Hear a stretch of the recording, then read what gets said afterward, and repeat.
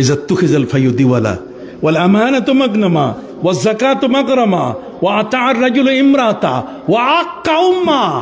মাকে ঘর থেকে বের করে দিচ্ছে, মাকে কণ্ঠসা করে রাখতেছে, বউয়ের সামনে ঘর ছেলের পুত্রবধূ ছেলের বউয়ের সামনে মাকে এমন ভাবে রাখছে যে মা মনে হয় একজন বন্দী আসামি।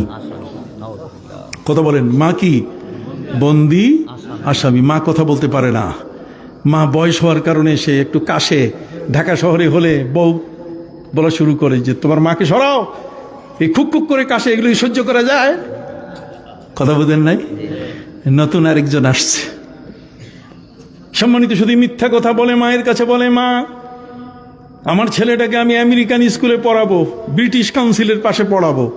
অতএব মারে, আমরা তো সাবলেট ছাড়া একজন মিলে একাই যে একটা বাসা নিব সম্ভব না, আরেকজন নিচে ওইটার একটা রুম সাবলেট, কতক্ষণ না এইটা ভাড়া নিয়ে থাকবো, তোমার জায়গা তো হবে না মা, তুমি দেশের বাড়ি যাও। মা বলে ঠিক আছে বাবা, কিন্তু চুপ করে রান্নাঘরের পাশে এসে চোখের পানি ছেড়ে দিয়ে কাঁদে, হায় রে আমার ছেলে, আমি কি বুঝি না যে তুমি আমেরিকান স্কুলে পড়াবা আর আমারে তুমি বৃদ্ধাশ্রমে পাঠাই দিতেছ? কথা কন, পৃথিবীর মধ্যে এই ঘটনাগুলো ঘটছে কিনা? হ্যাঁ, কষ্ট করে সবকিছু তার স্ত্রীর হাতে এনে দেয়, কিন্তু মায়ের খবর না। মায়ের কোনো ওষুধের চিকিৎসার কোনো ব্যবস্থা নাই। রে যুবক, তোমাদের আজকে বেশি সংখ্যায় আসা উচিত ছিল এই কোরআনের মাহফিল।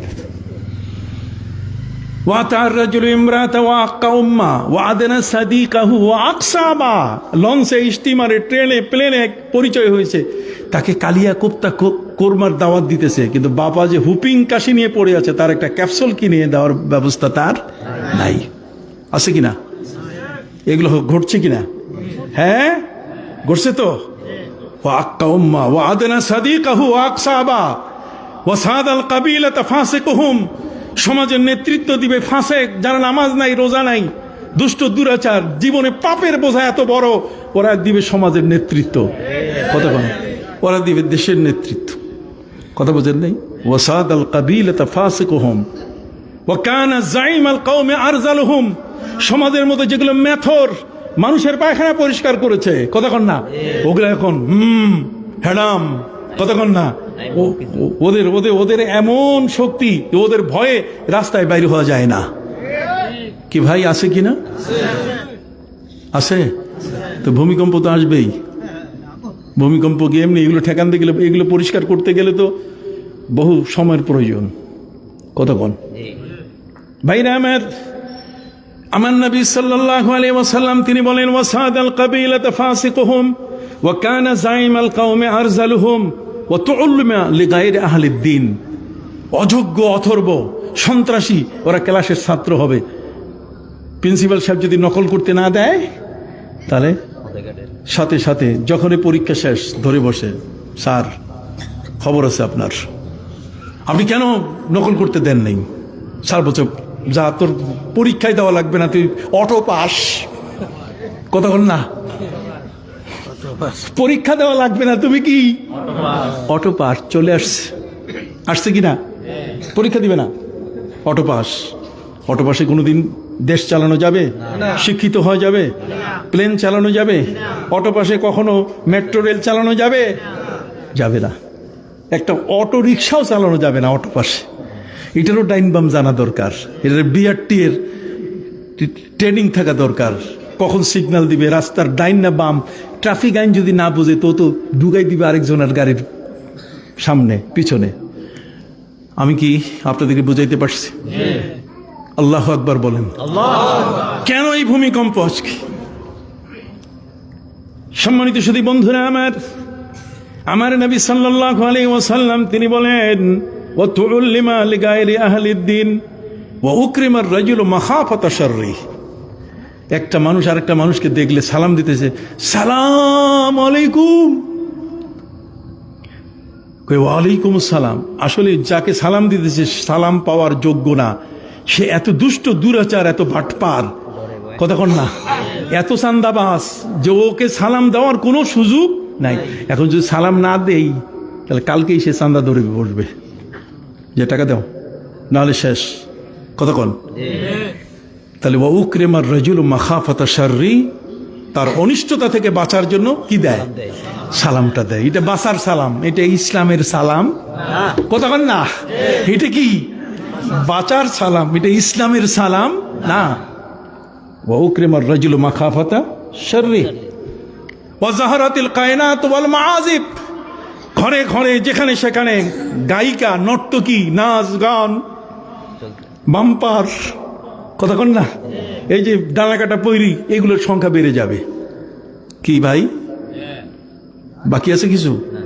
একটা মোবাইলের মধ্যে কি বাকি আছে? ল্যাংটা থেকে ছবি থেকে নিয়ে, ল্যাংটা ছবি থেকে নিয়ে কোনো কিছু বাকি নাই। আর কি বলবো আমি, আর ভাষায় তো যেটা সোজা কথা এইটাই বলে দিলাম। কি কন? তাহলে এইটা সবসময় হাতে আছে, খুললেই ল্যাংটা ছবি একটা চোখের সামনে আসে। আপনার ইমান, আপনার ইজ্জত, আপনার মন, আপনার মানসিকতা, আপনার চিন্তা, আপনার চেতনা, আপনার রুচি সব ধ্বংস করে দিচ্ছে ওই একটা ছবি। কতক্ষণ আপনার স্ত্রীর উপরে মায়া কমে যাচ্ছে, আপনার স্ত্রীর উপরে ভালোবাসা কমে যাচ্ছে। কতক্ষণ আপনার স্ত্রীর সাথে যে আপনার গভীর ভালোবাসার সম্পর্ক, সেটা ধ্বংস হয়ে যাচ্ছে ওই একটা ছবি। সেই ছবিটাকে এমনভাবে আর্ট করে আপনার সামনে ল্যাংটা করে উপস্থিত করা হচ্ছে, যেই ছবিটা দেখলে আপনি মাতাল, আপনি পাগল হয়ে যান। আরেকদিকে আপনার বউর কথা আর কখনো ভালো লাগে না, ঘরে ঝগড়াঝাটি শুরু হয়ে যায়। আমি অন্যায় বলেছি বাবা? এটা আমার নবীজি বলেছে। ওয়াজাহারাতিল কায়নাত ওয়াল মাআজিব, বাদ্যযন্ত্রের সংখ্যা বেড়ে যাবে, ঢোল তবলা এগুলোর সংখ্যা বেড়ে যাবে, আধুনিক এই সমস্ত যন্ত্রপাতি এসে যাবে। কতক্ষণ যখনই আপনি দেখবেন এই যে মসজিদের মধ্যে আপনি নামাজ পড়ছেন, মোবাইলটা আপনার পকেটে, এই শয়তান ইবলিস গান মসজিদে ঢুকাই দিছে।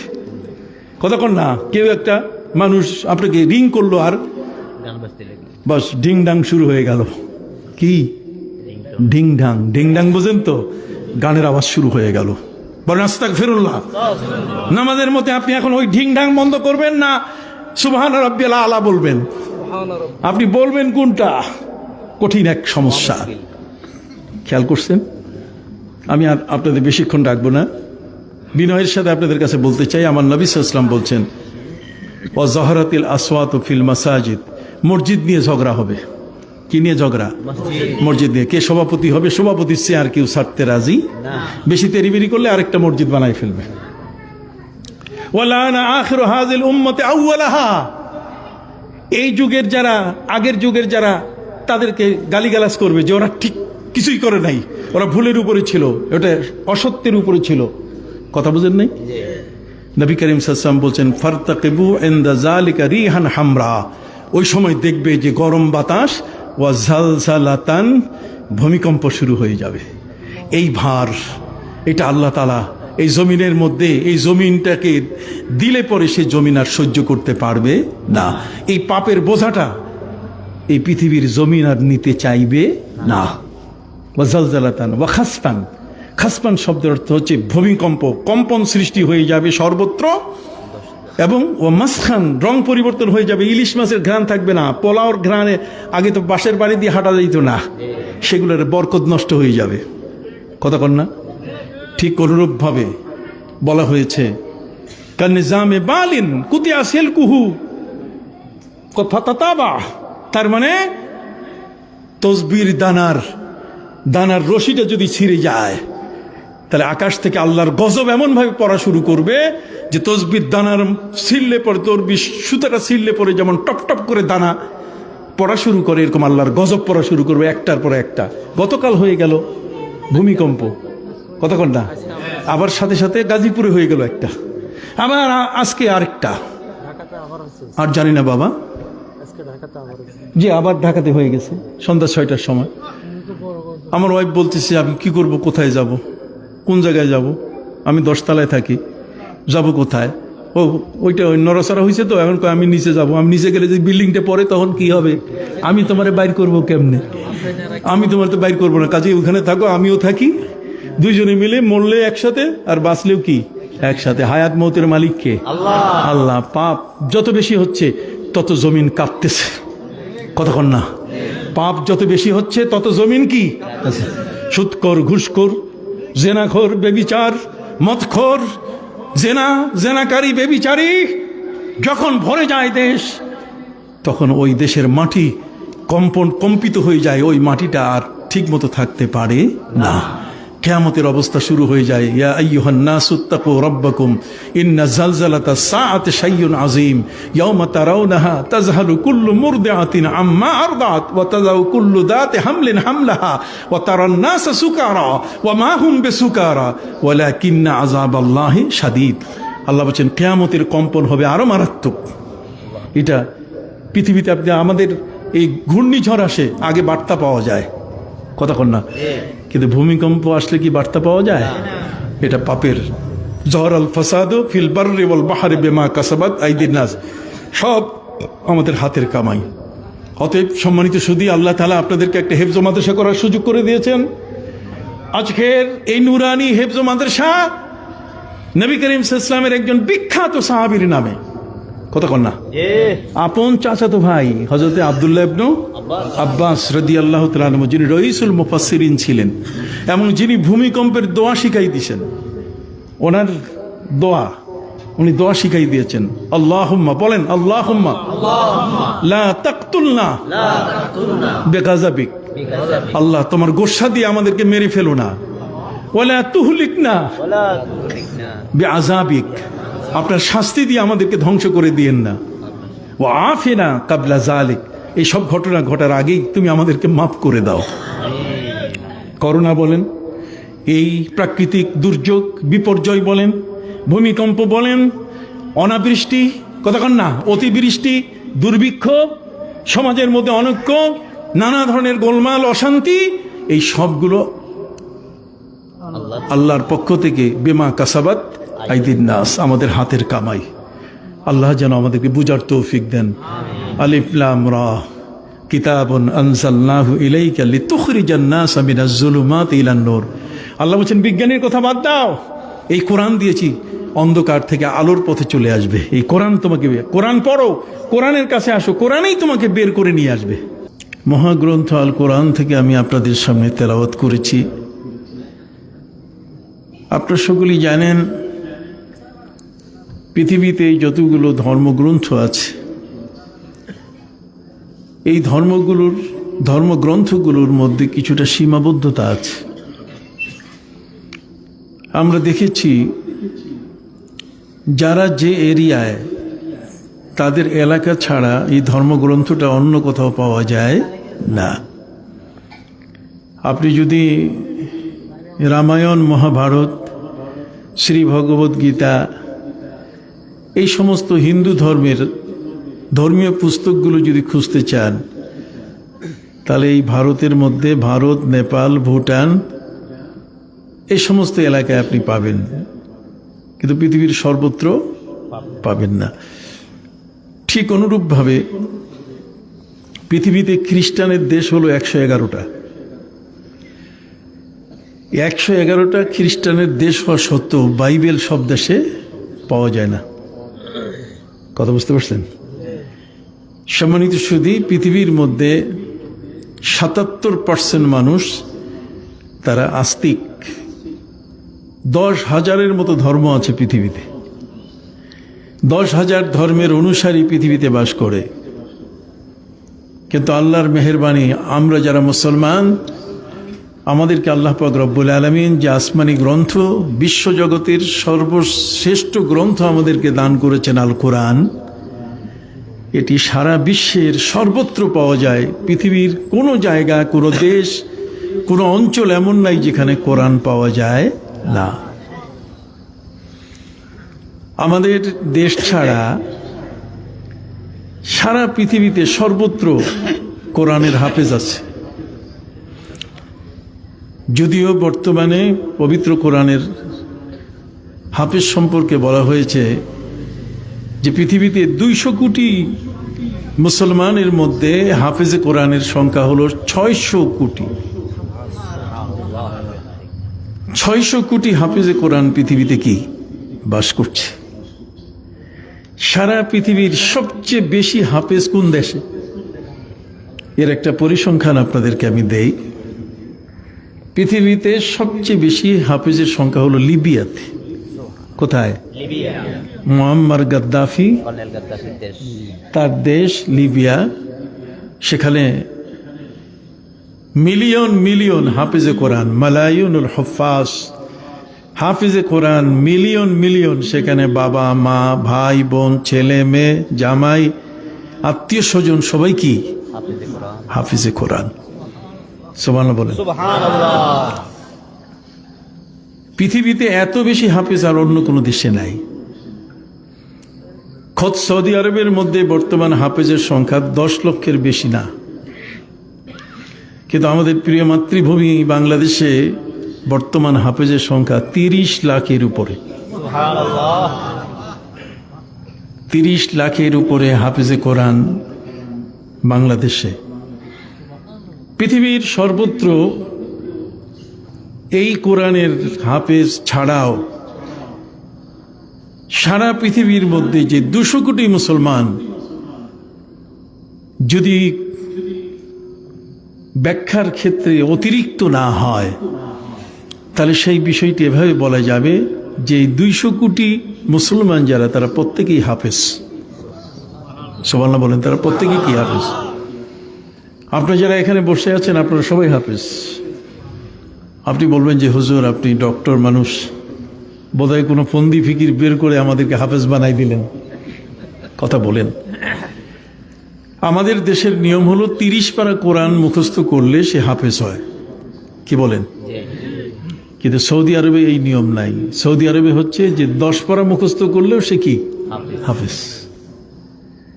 ঠিক অনুরূপভাবে যদি কেউ 5 পারা মুখস্থ করে তবু কি হাফেজ। তো আমরা অন্য কিছু পারি বা না পারি, সূরা ফাতিহাটা তো কোরআনের মুখস্থ আছে, উম্মুল কোরআন। কথা বলেন না? কোরআনের জননী, মাদার অফ কোরআন, উম্মুল কোরআন, এটা আমাদের মুখস্থ আছে। শুধু এটাই নয়, তার সাথে কি আরো 10টা সূরাও আমাদের কি মুখস্থ আছে। তাহলে সেই দিক থেকে কোরআনের একটি অংশেরও তো আমরা হাফেজ। কথা কর না?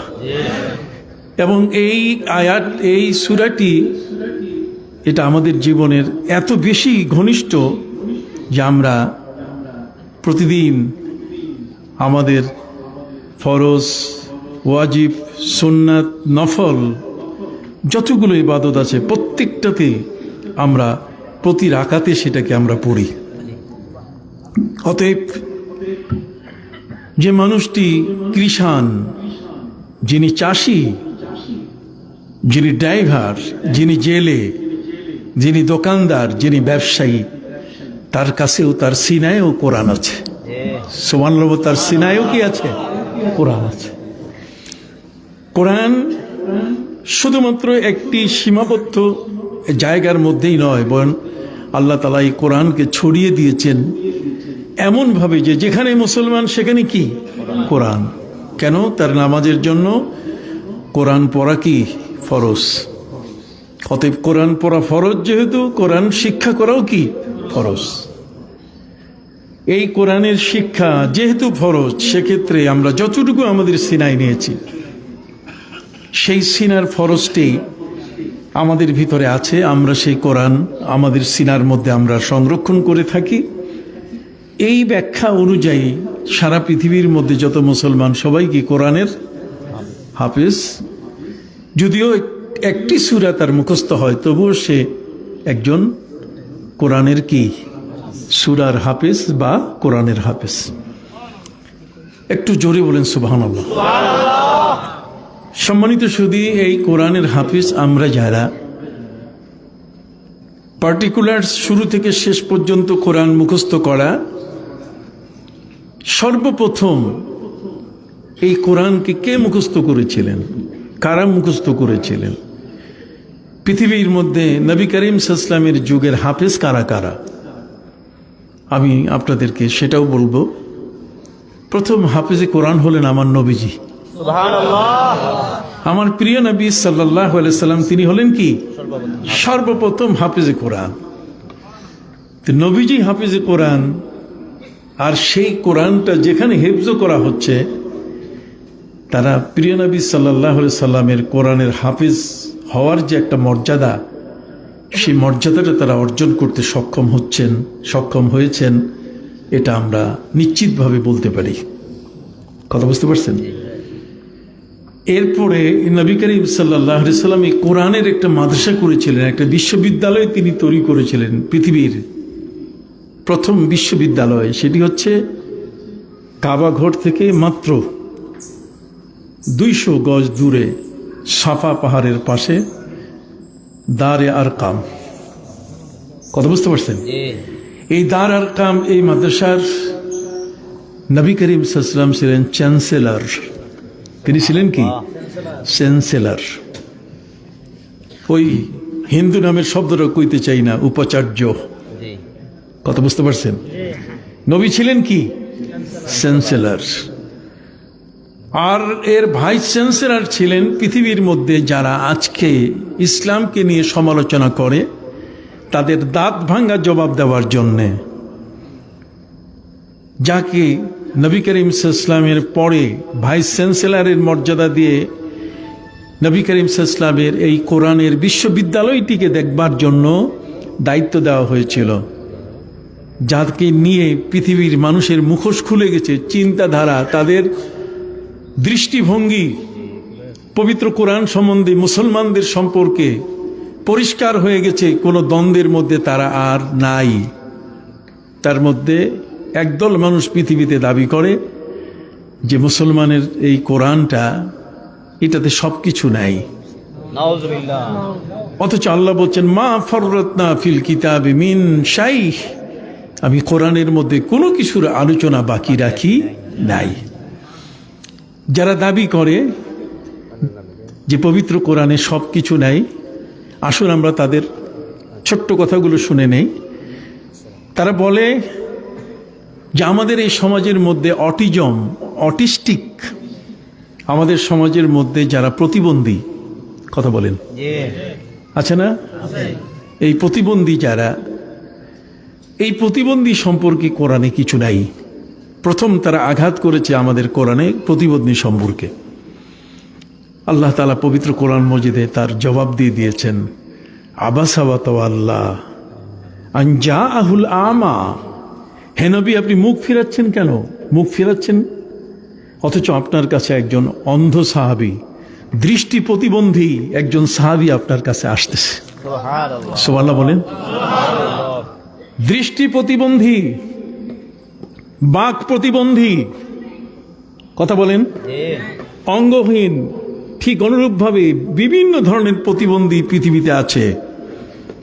এই প্রতিবন্ধীদেরকে ইসলাম এস্টাবলিশ করেছে।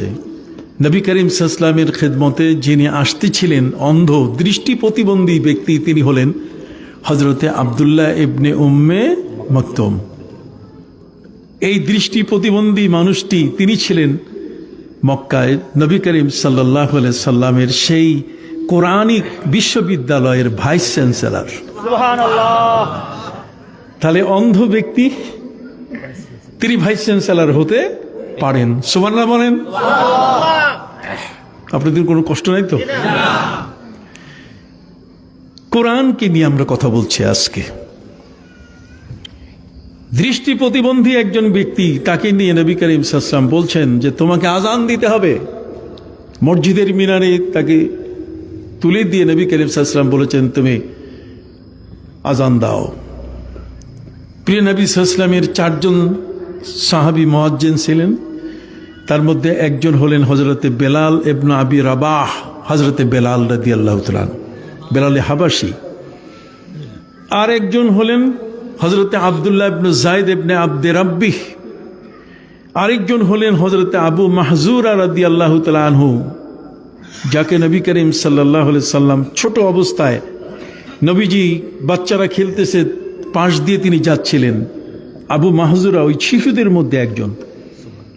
নবী করিম সাল্লাল্লাহু আলাইহি সাল্লাম আবু মাহজুরা রাদিয়াল্লাহু তাআলা আনহু এই শিশু মাহজুরাকে ধরে তার পিঠের উপরে থাপ্পড় দিয়ে বললেন, বলো আল্লাহু আকবার, আল্লাহু আকবার, আল্লাহু আকবার, আল্লাহু আকবার।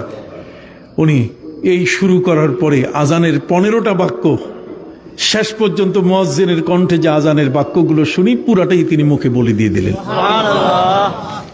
প্রিয় নবী সাল্লাল্লাহু আলাইহি ওয়াসাল্লাম তার মাথার সামনের চুল ধরে বললেন, মনে রাখবে হযরত আবু মাহজুরা রাদিয়াল্লাহু তাআলা তিনি বলছেন, আমি নবীজির মুয়াজ্জিন, কিন্তু যখন আমি কালেমা পড়লাম, কালেমা পড়ার পরে আমার মনে হলো নবীজি আমার মাথার সামনের চুলে হাত দিয়েছেন, অতএব এই চুলটাকে আমি অসম্মান করব না। নবীজির স্পর্শ আমার চুলে আছে, এই জন্য মৃত্যুর আগ পর্যন্ত তিনি সামনের সেই চুলটা কাটেন নাই। সুবহানাল্লাহ। কথা কি বুঝতে পারছেন? সম্মানিত সুধী, হযরতে আব্দুল্লাহ ইবনে উম্মে মাকতুম অন্ধ সাহাবী, প্রিয় নবী সাল্লাল্লাহু আলাইহি সাল্লাম যখন মদিনা থেকে কোথাও কোনো যুদ্ধে, মদিনা থেকে কোথাও যদি যেতেন, তাহলে তার স্থলাভিষিক্ত একজন প্রিন্সিপাল চলে গেলে ভাইস প্রিন্সিপাল দায়িত্ব পালন করে। কথা বলেন। প্রিয় নবী সাল্লাল্লাহু আলাইহি ওয়াসাল্লাম মদিনার জমিন থেকে, মদিনা মুনাওয়ারা থেকে যখন কোথাও চলে যেতেন, তখন তিনি তার দায়িত্বের ভারটা দিয়ে যেতেন এই অন্ধ সাহাবী, দৃষ্টি প্রতিবন্ধী হযরতে আব্দুল্লাহ ইবনে উম্মে মাকতুম রাদিয়াল্লাহু তাআলা আনহুকে। সুবহানাল্লাহ বলেন। সুবহানাল্লাহ। পবিত্র কোরআন মজিদের বিরুদ্ধে আজকের যারা সমালোচনা করছে, সেই যুগে যারা সমালোচনা করেছে, কোরআন তাদেরকে জবাব দিয়েছে। কোরআনের জবাবটা হচ্ছে সর্বকালীন। এটা একটা মিরাকেল গ্রন্থ। এই গ্রন্থখানা প্রতিটি মুহূর্তে আমাদের সাথে কথা বলে। কথা বলেন। এই গ্রন্থখানা প্রতিটি মুহূর্তে আমাদের অভিযোগগুলো, আমাদের সমস্যাগুলোর সমাধান দেয়। আল্লাহ বলছেন, ইন্নাল কুরআনা ইয়াহদি লিল্লাতি হিয়া আকওয়াম। সর্বোত্তম, সর্বসুন্দর ফয়সালা কোরআন আমাদেরকে দেয়। অতএব কোনো মৌলবী যদি বলে কোরআনে কিছু নাই, কোরআন দিয়ে কিছু করা যায় না, কোরআন দিয়ে এটা চালান যায় না, ওই জিনিসটা করা যায় না, উনি বহু পেছনে পড়ে আছেন, এখনো তিনি সামনে আগাতে পারেন নাই। কথা কি বুঝতে পারছেন? কোরআন হচ্ছে এমন একখানা গ্রন্থ, আমার আল্লাহ বলে দিয়েছেন এই গ্রন্থখানার মধ্যে কোনো কিছুর আলোচনা আমি বাকি রাখি নাই। তার আপনি কি করে বলছেন যে কোরআনে এটা দিয়ে কিছু চলে না, এটা দিয়ে ঘর সংসার চালান যায় না, এটা দিয়ে সমাজ চালানো যায় না? আপনি কি করে বলেন? কথা বোঝেন নাই? আজকে আমি এই বিষয়গুলো খুব সংক্ষেপে আপনাদের সামনে তুলে ধরবো। থাকবেন তো ইনশাআল্লাহ? একটু হাত উঁচু করে বলেন, থাকবেন তো? মাশাআল্লাহ, মাশাআল্লাহ। সম্মানিত সুধী, মহাগ্রন্থ আল কোরআনের মধ্যে আল্লাহ পাক রব্বুল আলামিন মানব জাতির এমন কোনো বিষয় নয়, তার সৃষ্টি থেকে নিয়ে তার মৃত্যু শুধু নয়, তার কবর, তার পরকাল, তার পরজগৎ, ইহকাল পরকাল থেকে বিশ্ব জগতের আকাশ পাতাল, আসমান এবং জমিন, প্রত্যেকটির বিষয়ে কোরআন বলেছে, যে তথ্য দিয়েছে। এই পৃথিবীর বিজ্ঞানীরা এখনো কোরআনের কাছে দুধ, মায়ের বুকের দুধ চুষে এরকম ছোট্ট শিশুর মতো বিজ্ঞানীরা। পৃথিবীর মধ্যে যত বড় বড় মহাবিজ্ঞানী আছে, কোরআনের কাছে এসে তারা মুখ থুবড়ে বসেছে, কোরআনের কাছে এসে তারা পরাজিত হয়েছে। সেই কোরআন তো আমাদের কাছে উপস্থিত। কথা বলেন। বিজ্ঞানীরা এই যে আজকে কি বার? শনিবার। গতকাল জুমার দিন ছিল, এই জুমার দিনে ভূমিকম্প হলো। কথা বলেন। তো 10:40 যে ভূমিকম্পটি হলো, আমার লাইফে, আমাদের জীবনে এই ভূমিকম্প এইভাবে হয়। এমনি নড়াচড়া হয়েছে কিছু, এমনি কাঁপুনি এসেছে, কম্পন এসছে, কিন্তু বিল্ডিং সহ, বাড়ি সহ সব উলট পালট হয়ে যাওয়ার পালা হয়ে গেছে, এটা আমরা দেখি নাই। এখানে অনেক আমার মতো বয়সী বা আমার চেয়ে বয়সী মানুষ এখানে বসে আছেন। ভাইরা আমার, বিজ্ঞানীদের বিজ্ঞানের অপেক্ষায় কোরআন থাকে নাই। কোরআন তার আপন বিজ্ঞান পৃথিবীর মানুষের কাছে এমনভাবে তুলে ধরেছে, যেই বিজ্ঞানীরা কোরআনের কাছে ছাত্র। কেমন? যেমন আল্লামা ইবনে খালদুন। নাম কি? আল্লামা ইবনে খালদুন। আল্লামা ইবনে খালদুন তিনি বলছেন যে পৃথিবীতে তোমরা দেখবে প্রতি 15 মাইল পর পর মানুষের কণ্ঠের আওয়াজ, ভাষা চেঞ্জ হয়ে যাবে। কতক্ষণ? কত? 15 মাইল পরে আপনি দেখবেন তাদের সাথে ভাষা আপনি মিলাইতে পারবেন না। আপনি ঢাকায় আছেন, ঢাকার মধ্যে আপনি পুরান ঢাকায় যান, তখন দেখবেন এমনভাবে কথা বলছে যে কথায় আপনি অবাক হয়ে যাবেন যে সে আপনাকে শালা বলে গালি দিতেছে না সম্মান করতেছে, এটা আপনি বুঝতেই পারবেন না। আমি ওখানে কলতা বাজার আছে, রায় সাহেব বাজার, কোরআনের তাফসীর করে আমি শেষ করলাম, তো সভাপতি সাহেব আমারে থ্যাংক ইউ দিতেছে, থ্যাঙ্কস। হালায় কইবার বীর পারে, হালায় আলেম বি আছে, কতক্ষণ না, হালায় কইবার বীর পারে, হালায় আলেম বি আছে। তাহলে দেখেন যে হালা শব্দটা, এটা আমার দেশে কইলে তো আমার একেবারে শিলপাটায় মশলা বাটা শুরু করবে। কি বলেন, ঠিক কিনা? আল্লামা ইবনে খালদুন রাহমাতুল্লাহ আলাইহি তিনি হলেন ইসলামের পৃথিবীর সবচেয়ে বড় মাপের একজন ঐতিহাসিক ভূ পর্যটক এবং অত্যন্ত একজন মেধাবী জ্ঞানী মানুষ। তিনি তার ক্যালকুলেশন করে পৃথিবীর মধ্যে তার মাইলটাকে নির্ধারণ করে দিয়েছেন যে প্রতি 15 মাইল পর পর কি ভাষা চেঞ্জ। আপনি গফরগাঁয়ে যান, কোথাও ডাইন নাই, সব বাম। আমি খাইবাম, যাইবাম, উঠবাম, বসবাম, চলবাম, সব বাম। কথা বলেন। আপনি নোয়াখালীর এই শেষ প্রান্তে আপনি যান, সেখানে যত প সবগুলো কি হ হইয়া গেছে, পানিটারে হানি কয়। কথা কোন? সম্মানিত সুধী, আপনি যদি ভোলায় যান তাহলে সব যে কি খাইছেন, যে ভাত খাইছেন, যে বসেন, যে উঠবেন, যে যাবেন, যে সবখানে কি যে। সারা পৃথিবীর মধ্যে প্রতি 15 কিলোমিটার পর পর আপনি যখন যাবেন তখন আপনি দেখবেন ভাষার কি পরিবর্তন। অনুরূপভাবে তিনি বলেছেন প্রতি 100 বছরের মাথায় এই পৃথিবীটার মধ্যে একটা উলট পালট চলে আসবে। আউকাল্লাযী মাররা আলা কারিয়াতিন ওয়া হিয়া খাবিয়াতুন আলা উরুশিহা। হযরত নবী উযাইর আলাইহিস সালাম, তাকে আল্লাহ পাক রব্বুল আলামিন দায়িত্ব দিলেন যে তুমি 3 বছরের জন্য একটি জায়গায়, সেখানে তুমি দায়িত্ব পালন করে তারপর ফিরে আসবে। হযরত নবী উযাইর আলাইহিস সালাম যখন তিনি তার গন্তব্যে যাচ্ছিলেন, অনেক সময় দেখা যায় আমাদের দেশের চাকুরিজীবী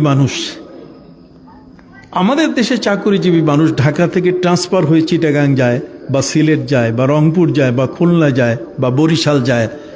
যখন কেউ ট্রান্সফার হয়ে যায় তাহলে যাওয়ার পরে ওখানে 2-3 বছর চাকরি করার পরে আবার ফিরে আসে, সম্ভব। সম্মানিত সুধী, হযরত উযাইর আলাইহিস সালাম তিনি তার দায়িত্ব পালন করার জন্য 3 বছরের একটি দায়িত্ব তিনি পালন করতে গিয়ে যখন পথ অতিক্রম করছেন, এই গন্তব্যে পৌঁছার আগে মাঝখানে তিনি এমন একটা গ্রাম পেলেন যে গ্রামের মানুষগুলো এত চমৎকার, এত মেহমান নওয়াজ, সেই গ্রামের মানুষগুলোর স্বাস্থ্য এত সুন্দর, কারো গায়ের মধ্যে সামান্যতম কোনো দাগ নাই, ওই গ্রামের মধ্যে কোনো মশা নাই, মাছি নাই, ওই গ্রামের মানুষগুলোর চামড়াগুলো এত চমৎকার, এদের দেশে কোনো হাসপাতাল নাই, স্বাস্থ্য উপযোগী খাবার, ফল ফলাদি, ফল পাকড়া সব কিছু দিয়ে পূর্ণ তাদের দেশ। যদি তারা কখনো কোনো ফল পাকড়া পাড়তে যায় তাহলে গাছে উঠতে হয় না। টুকরি বুঝেন? হাজি সাহেব ওই যে মাথায় দেয় হাজি টুকরি, এই টুকরি নিয়ে গাছের নিচে দাঁড়াইলে আম ছিঁড়ে ছিঁড়ে টুকরিতে পড়ে। সুবহানাল্লাহ কন্যা। কি চমৎকার একটা গ্রাম, কি চমৎকার একটা গ্রামের মানুষের অবস্থা। সেখানে স্বচ্ছ মিঠা পানি, স্বাস্থ্যের জন্য যা প্রয়োজন, আবহাওয়াটা এত চমৎকার। কিসের কক্সবাজার, কথা বলেন না, পৃথিবীর সর্বোত্তম স্বাস্থ্য উপযোগী একটি জায়গা। হযরত উযাইর আলাইহিস সালাম তিনি সেখানে আমরা ঢাকায় গেলে একটা হোটেলে কিছুক্ষণ রেস্ট নিয়ে ফ্রেশ হই, তারপর কিছু খাইয়া দাইয়া আবার বাসে উঠি। উনি ওনার এই সফরের 3 দিন সেখানে উনি অবস্থান করলেন যে গ্রামটা বড় ভালো, মানুষগুলো বড় চমৎকার, আমি 3 দিন থাকি। 3 দিন থাকার পরে তিনি চলে গেলেন তার নিজের গন্তব্যে। 3 বছর পর যখন তিনি নিজের দেশে নিজের এলাকায় ফিরে আসবেন, তখন তার মনে হলো যে এবারও আমি যাওয়ার পথে 3 দিন ওই গ্রামের মধ্যে আমি সময় কাটাবো। উনি ওই পথ ধরে যখন আসলেন, আস্তে আস্তে যেখানে গ্রামটা ছিল সেখানে এসে দেখলেন ওই গ্রামটা আর নাই। গ্রামের মানুষগুলো কি নাই, মানুষগুলো কোথায় চলে গেছে? কিছু ঝাউ গাছ দাঁড়ায় আছে। হযরতে নবী উযায়ের আলাইহিস সালাম আল্লাহর কাছে বললেন যে আল্লাহ, এই গ্রামটা কি সেই গ্রাম? আমি কি ভুলে গেছি? আমার কাছে তো কোনো ম্যাপ নাই, আমি কি রাস্তা ভুলে চলে আসছি এখানে? ওই গ্রাম কোথায়? আল্লাহ পাক রব্বুল আলামিন বলে দিলেন, উযায়ের, ওই গ্রামটাকে আমি ধ্বংস করে দিয়েছি। ওই গ্রামটা এমনি কি হয়ে গেছে? ধ্বংস হয়ে গেছে। হযরত উযায়ের আলাইহিস সালাম বলেন, যে গ্রামটা ধ্বংস হয়ে গেছে সেই গ্রামটা ধ্বংসের কারণ কি? এই গ্রামটা কি আবার জীবিত হবে কখনো? এই গ্রামটা কি আবার সুজলা সুফলা, আবার সেই চমৎকার ভাবে তাদের গাছগুলোর ফল পাকড়াগুলো গাছের নিচে গেলে ঝুড়িতে পড়বে, কথা কন না, মিঠা পানিগুলো বের হয়ে আসবে? আল্লাহ, আপনার কাছে আবেদন যে এই পানিগুলো এগুলো গেল কোথায়? মানুষগুলো গেল কোথায়? ফল গাছগুলো গেল কোথায়? আল্লাহ বলছেন যে আমার এই সৃষ্টি মাখলুকের কিছু ধর্ম আছে, কথা কন না, আমার সৃষ্টি মাখলুকের কিছু কি আছে? ধর্ম আছে। প্রত্যেকের কিছু ধর্ম আছে। এই ধর্মটা আপনি দেখেন, এই যে করোনা গেল, সারা বিশ্বে কিভাবে এটা ছড়ালো, কি বিপদ! আর সেই বিপদের পরে বিপদ ছাড়ে না। এখন আবার ভূমিকম্পের উপরে কি ভূমিকম্প। আল্লাহর কিছু সৃষ্টি আছে, এই সৃষ্টিগুলো যখন আপনার উপরে বিরক্ত হয়ে যাবে তখন কিন্তু গাছে আর ফল আসবে না, কথা কন না, জমিনে ফসল উৎপাদিত হবে না। আল্লাহর ওই সৃষ্টিগুলো যখন আপনার কোনো পাপের কারণে, অন্যায়ের কারণে, আপনার কোনো অপরাধের কারণে যখন বিরক্ত হয়ে যাবে, আল্লাহর এই সৃষ্টিগুলোর একটা ধর্ম আছে, এগুলো এখন আপনাকে সাহায্য করবে না। কথা কি বুঝতে পারছেন? আল্লাহর সৃষ্টি যে জিনিসটা, সেই জিনিসটার একটা ধর্ম কিরকম? যেমন হযরতে ইউসুফ আলাইহিস সালামের শ্রদ্ধাভাজন পিতা, নাম কি? হযরতে ইয়াকুব আলাইহিস সালাম। ইউসুফ আলাইহিস সালামকে বাঘে খেয়ে ফেলেছে। ভাইরা যখন রিপোর্ট করলো তখন হযরতে ইয়াকুব আলাইহিস সালাম বলেছিলেন যে ওয়া আখাফু আন ইয়াকুলাহু যিব, আমি ভয় করছি তোমরা যে রিপোর্ট করেছো রিপোর্টটা বোধহয় জেনুইন না, কথা কন না। তাকে তো তারা ফেলে দিয়েছিল কোথায়? কূপের মধ্যে ফেলে দিয়েছিল। হযরতে নবী ইউসুফ আলাইহিস সালাম তিনি সেই কূপের থেকে উদ্ধার হয়ে তিনি রাষ্ট্রের প্রধান হয়েছিলেন, কথা বলেন। এবং বিপদের কালে তার ভাইরা তার কাছে গিয়েছিল সাহায্যের জন্য। তিনি ভাই তাদেরকে সহযোগিতা করেছেন, উটের হাওদা ভর্তি রিলিফের মাল দিয়েছেন, আর জিজ্ঞেস করেছেন তোমাদের বাবা কে, তোমাদের বাবার নাম কি? উনি বুঝতে পারছেন। শেষ পর্যন্ত তিনি তার বাবার খবর তাদের কাছ থেকে জানলেন, ভাইদের কাছে, যে আমাদের একজন বাবা আছেন, যে বাবা আমাদের একটা ছোট্ট ভাইকে জঙ্গলের বাঘ খেয়ে ফেলেছিল। বাবা সেই ভাইটার জন্য কাঁদতে কাঁদতে 40 বছর হয়ে গেল, তার চোখ অন্ধ হয়ে গেছে। কি হয়ে গেছে? 40 বছর চোখ অন্ধ হয়ে আছে। হযরত ইউসুফ আলাইহিস সালাম তিনি মর্মাহত হলেন যে আমি তো সেই তার সন্তান, আমার জন্য কাঁদতে কাঁদতে আমার বাপের চোখ অন্ধ হয়ে গেছে। তখন তিনি তাদেরকে বললেন যে তোমরা যাও, আমি একটা লোকের মাধ্যমে আমি একটা জামা পাঠাই দিব। কি পাঠাই দিব? জামা পাঠাই দেব। ফাআলকাহু আলা ওয়াজহিহি ফারতাদ্দা বাসীরা। এই জামাটা তার চোখের সামনে রাখলে 40 বছরের অন্ধচক্ষু খুলে যাবে, অন্ধচক্ষু দৃষ্টিশক্তি সম্পন্ন হয়ে যাবে। কথা কি বুঝতে পারছেন ভাইরা? হযরত ইউসুফ আলাইহিস সালামের কাছ থেকে যখন বাবার কাছে ফিরে আসলেন, বাবার কাছে ফিরে আসার পরে বাবা তাদেরকে বললেন, শোনো, আমি তোমাদেরকে যদি একটু কথা বলি তাহলে তোমরা মনে কিছু করবে না। কয় বাবা কি? কয় তোমাদের গায়ের থেকে ইন্নী আজিদু রিহা ইউসুফ, ইউসুফের গায়ের ঘ্রাণ পাচ্ছি আমি তোমাদের। তাহলে দেখেন তো, বাতাসেরও তো একটা ধর্ম আছে।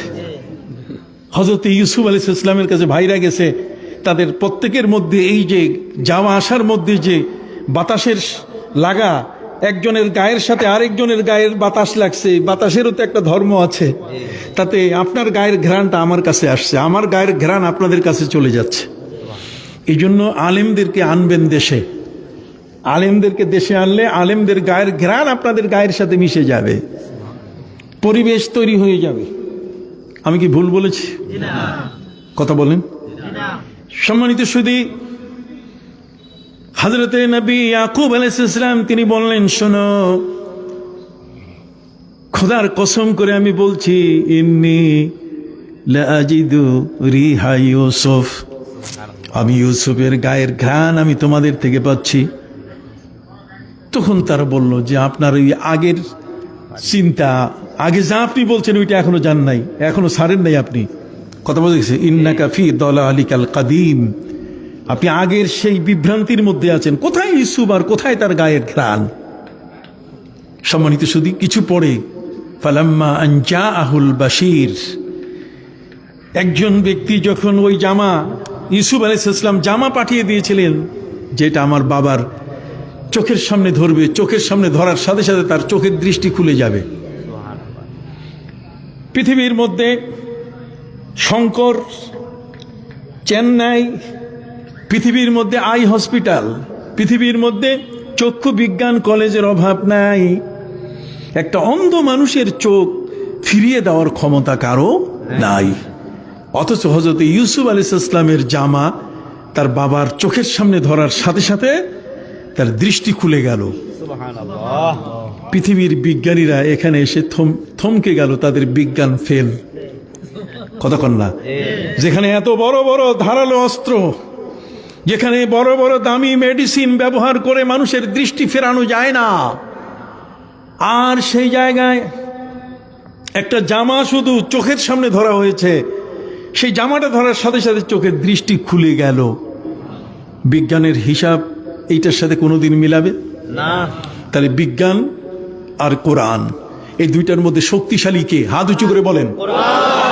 সবাই বলেন, বিজ্ঞান আর কোরআনের মধ্যে শক্তিশালী কি? আল কোরআন।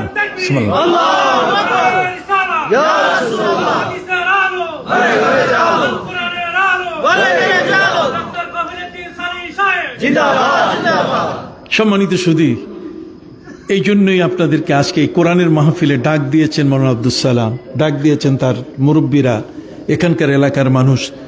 আপনারা এখানে এসছেন কোরআনের আলোচনা শুনতে। আপনার ধর্ম গ্রন্থ সম্বন্ধেই যদি আপনি না বুঝেন, তাহলে আপনার ঈমান, আপনার যে একটা পাওয়ার, এটা তৈরি হবে না। সম্মানিত সুধী বন্ধুরা আমার, এই কোরআনের সাথে পৃথিবীর কোনো বিজ্ঞান কোরআনের পাশে এসে দাঁড়াবে তার কোনো সুযোগ নাই। এখানে আসলেই কোরআনের কাছে বিজ্ঞান ছাত্র হয়ে যায়। কথা বুঝতে পারছেন? এখন আসেন, বিজ্ঞানীরা চিন্তা করা শুরু করলো যে তাহলে জামা চোখের সামনে নিলেই চোখের দৃষ্টি খুলে যায়, এই জামাটার ভিতরে ছিল কি? পৃথিবীর বিজ্ঞানীরা সেটা বের করেছে। আমি এখন বলবো না, এটা শেষে বলবো, যাতে আপনারা কেউ না যান। কথা বলে যাবেন না? সম্মানিত সুধী, হযরতে নবী ইউসুফ আলাইহিস সালামের সেই জামাটা তার গায়ে ছিল, তার গায়ের ঘামটা জামার মধ্যে লাগানো ছিল। একজন নবীর ঘামের মূল্য এত বড়, পাওয়ার এত বড়, বিজ্ঞানীরা প্রমাণ পেয়েছে। হযরতে নবী ইউসুফ আলাইহিস সালামের গায়ের যে জামাটার মধ্যে তার গায়ের ঘাম লাগানো ছিল, ওই ঘামটার পাওয়ার ছিল এত বড় যে একটা মানুষের অন্ধ চক্ষুকে সুস্থ করে দিতে পারে। আরো জোরে বলেন সুবহানাল্লাহ। কথা কি বুঝতে পারছেন? এই ওয়াজ আপনাকে কে শোনাবে? আমরা তো আজকের ওয়াজ শুনি সব উল্টাপাল্টা। কি বলেন? ফুটবল খেলা থেকে কোনো খেলাই বাদ নাই। কথা বুঝতে পারছেন? বন্ধুরা আমার, হযরতে নবী উযাইর আলাইহিস সালাম তিনি আল্লাহর কাছে বললেন, মাবুদ আমি কি পথ ভুল করে এসেছি? এই গ্রামটা কি নষ্ট হয়ে গেছে? আল্লাহ বলছেন, হ্যাঁ, এই গ্রামটা নাই এখন। গ্রামের গাছপালা নাই, এর সুন্দর স্বচ্ছ মিষ্টি পানি নাই, এর সুন্দর পরিবেশ সব নষ্ট হয়ে গেছে। উযাইর আলাইহিস সালাম বলছে, আল্লাহ প্রথম প্রশ্ন আমি আপনার কাছে করে জানতে চাইব যে এই গ্রামটা ধ্বংস হলো কেন? আল্লাহ বলছেন, ওয়ামান আসদাকু মিনাল্লাহি হাদিসা, আল্লাহর চেয়ে সত্য কে বলতে পারেন? সুবহানাল্লাহ। আল্লাহ পাক রব্বুল আলামিন বলে দিলেন, উযাইর এই জায়গায় একজন বেনামাজি আসছিল। ওই বেনামাজি এসে পানিতে হাত দেওয়াতে পানি বলছে, বেনামাজি আমাদেরকে স্পর্শ করছে, আমি আর থাকবোই না। পানি তলায় গেছে। গাছে হাত দিয়েছে, গাছ ফল দেওয়া বন্ধ করেছে। কতক্ষণ না? তাহলে বেনামাজি হওয়ার কারণে পানিতে হাত দিলে যদি পানি শুকিয়ে যায়, গাছে হাত দিলে যদি গাছ ফল দেওয়া কি বন্ধ করে, তাহলে বর্তমান সময় আগের সময়ে এই পৃথিবীতে যে অন্যায় অপরাধ, যে গুনাহ, যে পাপের কাজগুলো হচ্ছে, তাতে একটা বৈরী আবহাওয়া তৈরি হয়েছে। কতক্ষণ না? একটা বৈরী পরিবেশ তৈরি হয়েছে। আমরা একদিকে, আর আল্লাহর সৃষ্টি পরিবেশটা কি আরেক দিকে, যে কারণে আমাদের উপর কি আসতেছে? গজব আসতেছে। এটা হচ্ছে পরিবেশের বৈরিতা। আপনি বুঝতে পারছেন? পরিবেশের বৈরিতার কারণে কিন্তু এটা হয়, এবং এটা হবেই। হযরতে নবী উযাইর আলাইহিস সালাম তিনি আল্লাহর কাছে দ্বিতীয় প্রশ্ন করলেন যে, আল্লাহ এই গ্রামটা একটা ধ্বংস হয়ে গেল, গাছগুলো নাই, পানি নাই, মানুষ নাই, এই গ্রামটা আগের মতো সুজলা সুফলা সুন্দর গ্রাম কি আবার তৈরি হবে? আল্লাহ বলছেন, কি বলো তুমি কি এটাকে অবিশ্বাস করো? নবীদের কিছু প্রশ্ন আল্লাহর কাছে যখন এসছে, তখন আল্লাহ তাআলা ওই নবীকে ওই জায়গায় স্ট্যান্ড বাই দাঁড় করাইয়া ওই জায়গায় ওই নবীকে বসানো অবস্থায় তার উত্তরের ব্যবস্থা করে দিয়েছেন। নবীকে আর অন্য কোথাও যাইতে দেন নাই, যে এইখানে প্রশ্ন করেছে, প্রশ্নের উত্তর জানতে হবে। হযরতে নবী ইব্রাহিম আলাইহিস সালাম, কতক্ষণ না, উনি আল্লাহর কাছে প্রশ্ন করেছেন, রব্বি আরিনি কাইফা তুহিল মাউতা, আল্লাহ আপনি মরা মানুষ কেমনে জিন্দা করেন? মরা মানুষ জিন্দা করার ঘটনা আমরা জানি না।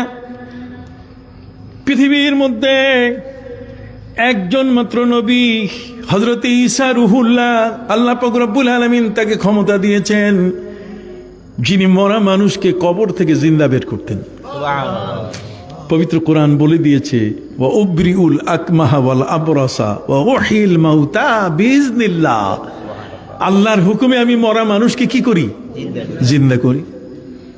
আল্লাহর হুকুমে মরা মানুষকে জিন্দা করার ক্ষমতা আল্লাহ দিলেন কাকে? আপনি একটু বললে আমি খুব খুশি হব। ঈসা রুহুল। এখন চান্দা টান্দা চাবে নাকি? ভয় নাই, কতক্ষণ না, এখন কোনো ভয় নাই, চান্দা কেউ চাবে না। হযরত ঈসা রুহুল্লাহ তিনি তার জীবনে 4 জন ব্যক্তিকে জীবিত করেছিলেন। কয়জন? হযরতে নূহ নবীর 4 ছেলে, নূহ নবীর 4 ছেলে, হাম, সাম, ইয়াফেস, কেনান। কেনান নষ্ট হয়ে গেছে। কেনান মানে নাই বাপের কথা। বাবা বলছে আসো আল্লাহকে মানো, বাবা বলছে আসো আল্লাহকে সেজদা করো, ছেলে বলছে না তোমার আল্লাহকে মানি না। কতক্ষণ? নূহ আলাইহিস সালাম কাঁদতে কাঁদতে চোখের মধ্যে গর্ত হয়ে গেছে। নূহ মানে কাদা, ক্রন্দন করা, কেঁদে ফেলা। তিনি তার কওমের জন্য ইসলাম প্রচার করেছেন। আলফা সানাতিন ইল্লা খামসিনা আমান, 950 বছর। হযরতে নূহ নবী তিনি হায়াত পেয়েছিলেন 1340 বছর। সুবহানাল্লাহ। 1340 বছরের হায়াতের মধ্যে 950 বছর তিনি তার কওমের মানুষের কাছে গিয়ে গিয়ে ইসলাম প্রচার করতে গিয়েছিলেন, কিন্তু তার কি করেছে?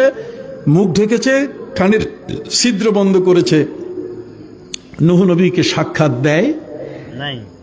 এই মহল্লার, এই এলাকার এই সমস্ত উদ্ভট মানুষের সাথে হযরতে নূহ আলাইহিস সালামের ছেলে কেনানের সম্পর্ক ছিল, যে কারণে ছেলেটাও কি হয়ে গেছে?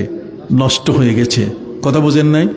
এই জন্য বাপ হিসাবে আপনার পাহারাদারি দরকার, যে আপনার এই সন্তান আল্লাহ তাআলা আপনাকে দিয়েছেন, এই সন্তানগুলো আপনি যদি তাদেরকে সঠিক পথে না রাখতে পারেন, কথা বুঝতে পারলেন, তাহলে কিন্তু এই সন্তানের প্রত্যেকটি অপরাধ। وقال الذين كفروا ربنا أرنا الذين أضلانا من الجن والإنس نجعلهما تحت أقدامنا ليكونا من الأسفلين। আপনার এই বেনামাজি ছেলেটা আপনার মরার পরে, সে জীবনে নামাজ পড়ে নাই, মদ খেয়েছে, গুন্ডামি করেছে, বান্দ্রামি করেছে, বাটপারি করেছে, সমাজের মানুষকে কষ্ট দিয়েছে, অন্যায় অবিচার করেছে, জেনা বেবিচার করেছে, চুরি ডাকাতি করেছে। আপনার এই ছেলেটাকে আপনি পথে রেখে যেতে পারেন নাই। কথা বলেন। আমরা মরার সময় ওসিয়ত করি, আপনি কি বেজার হচ্ছেন? আমরা মরার সময় কি করি?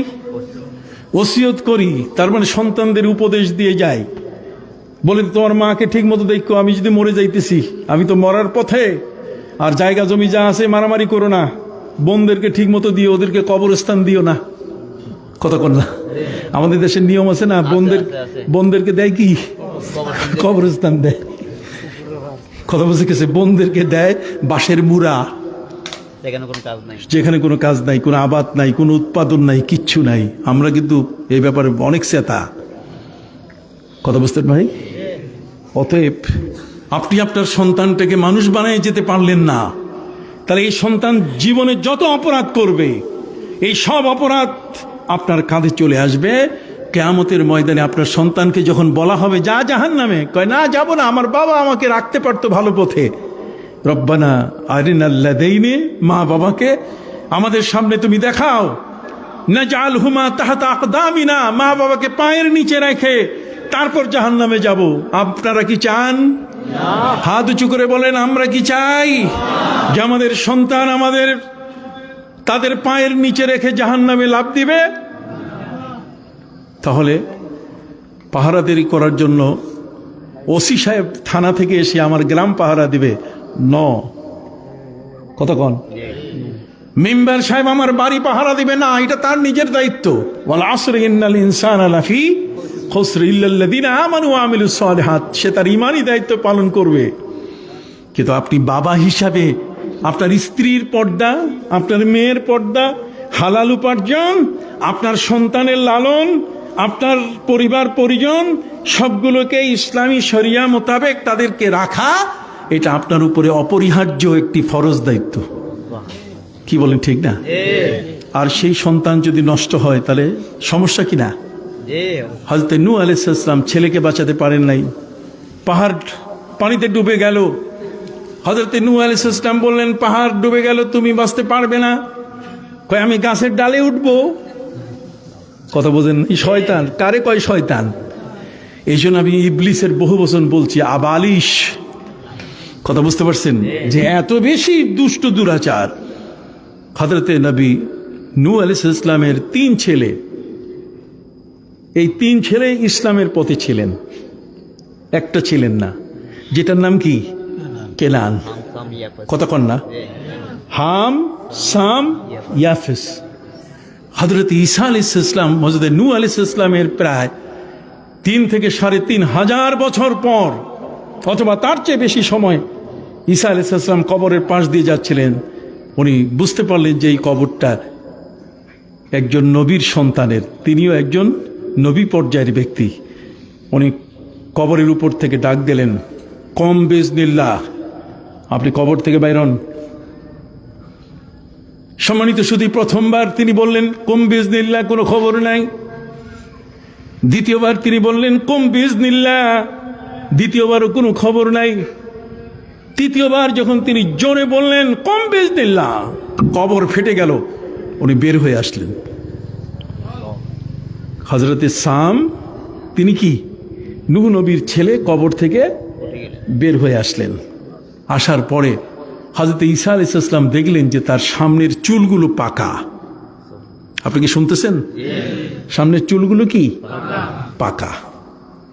এই সামনের পাকা চুল দেখে হযরত ঈসা আলাইহিস সালাম প্রশ্ন করছেন, চুলগুলা এটা পাকার বয়স কতদিন? হযরতে সাম বলেন, এটার পাকার বয়স আজকে আজকে চুল পাকে গেছে আমার। কেন পাকছে?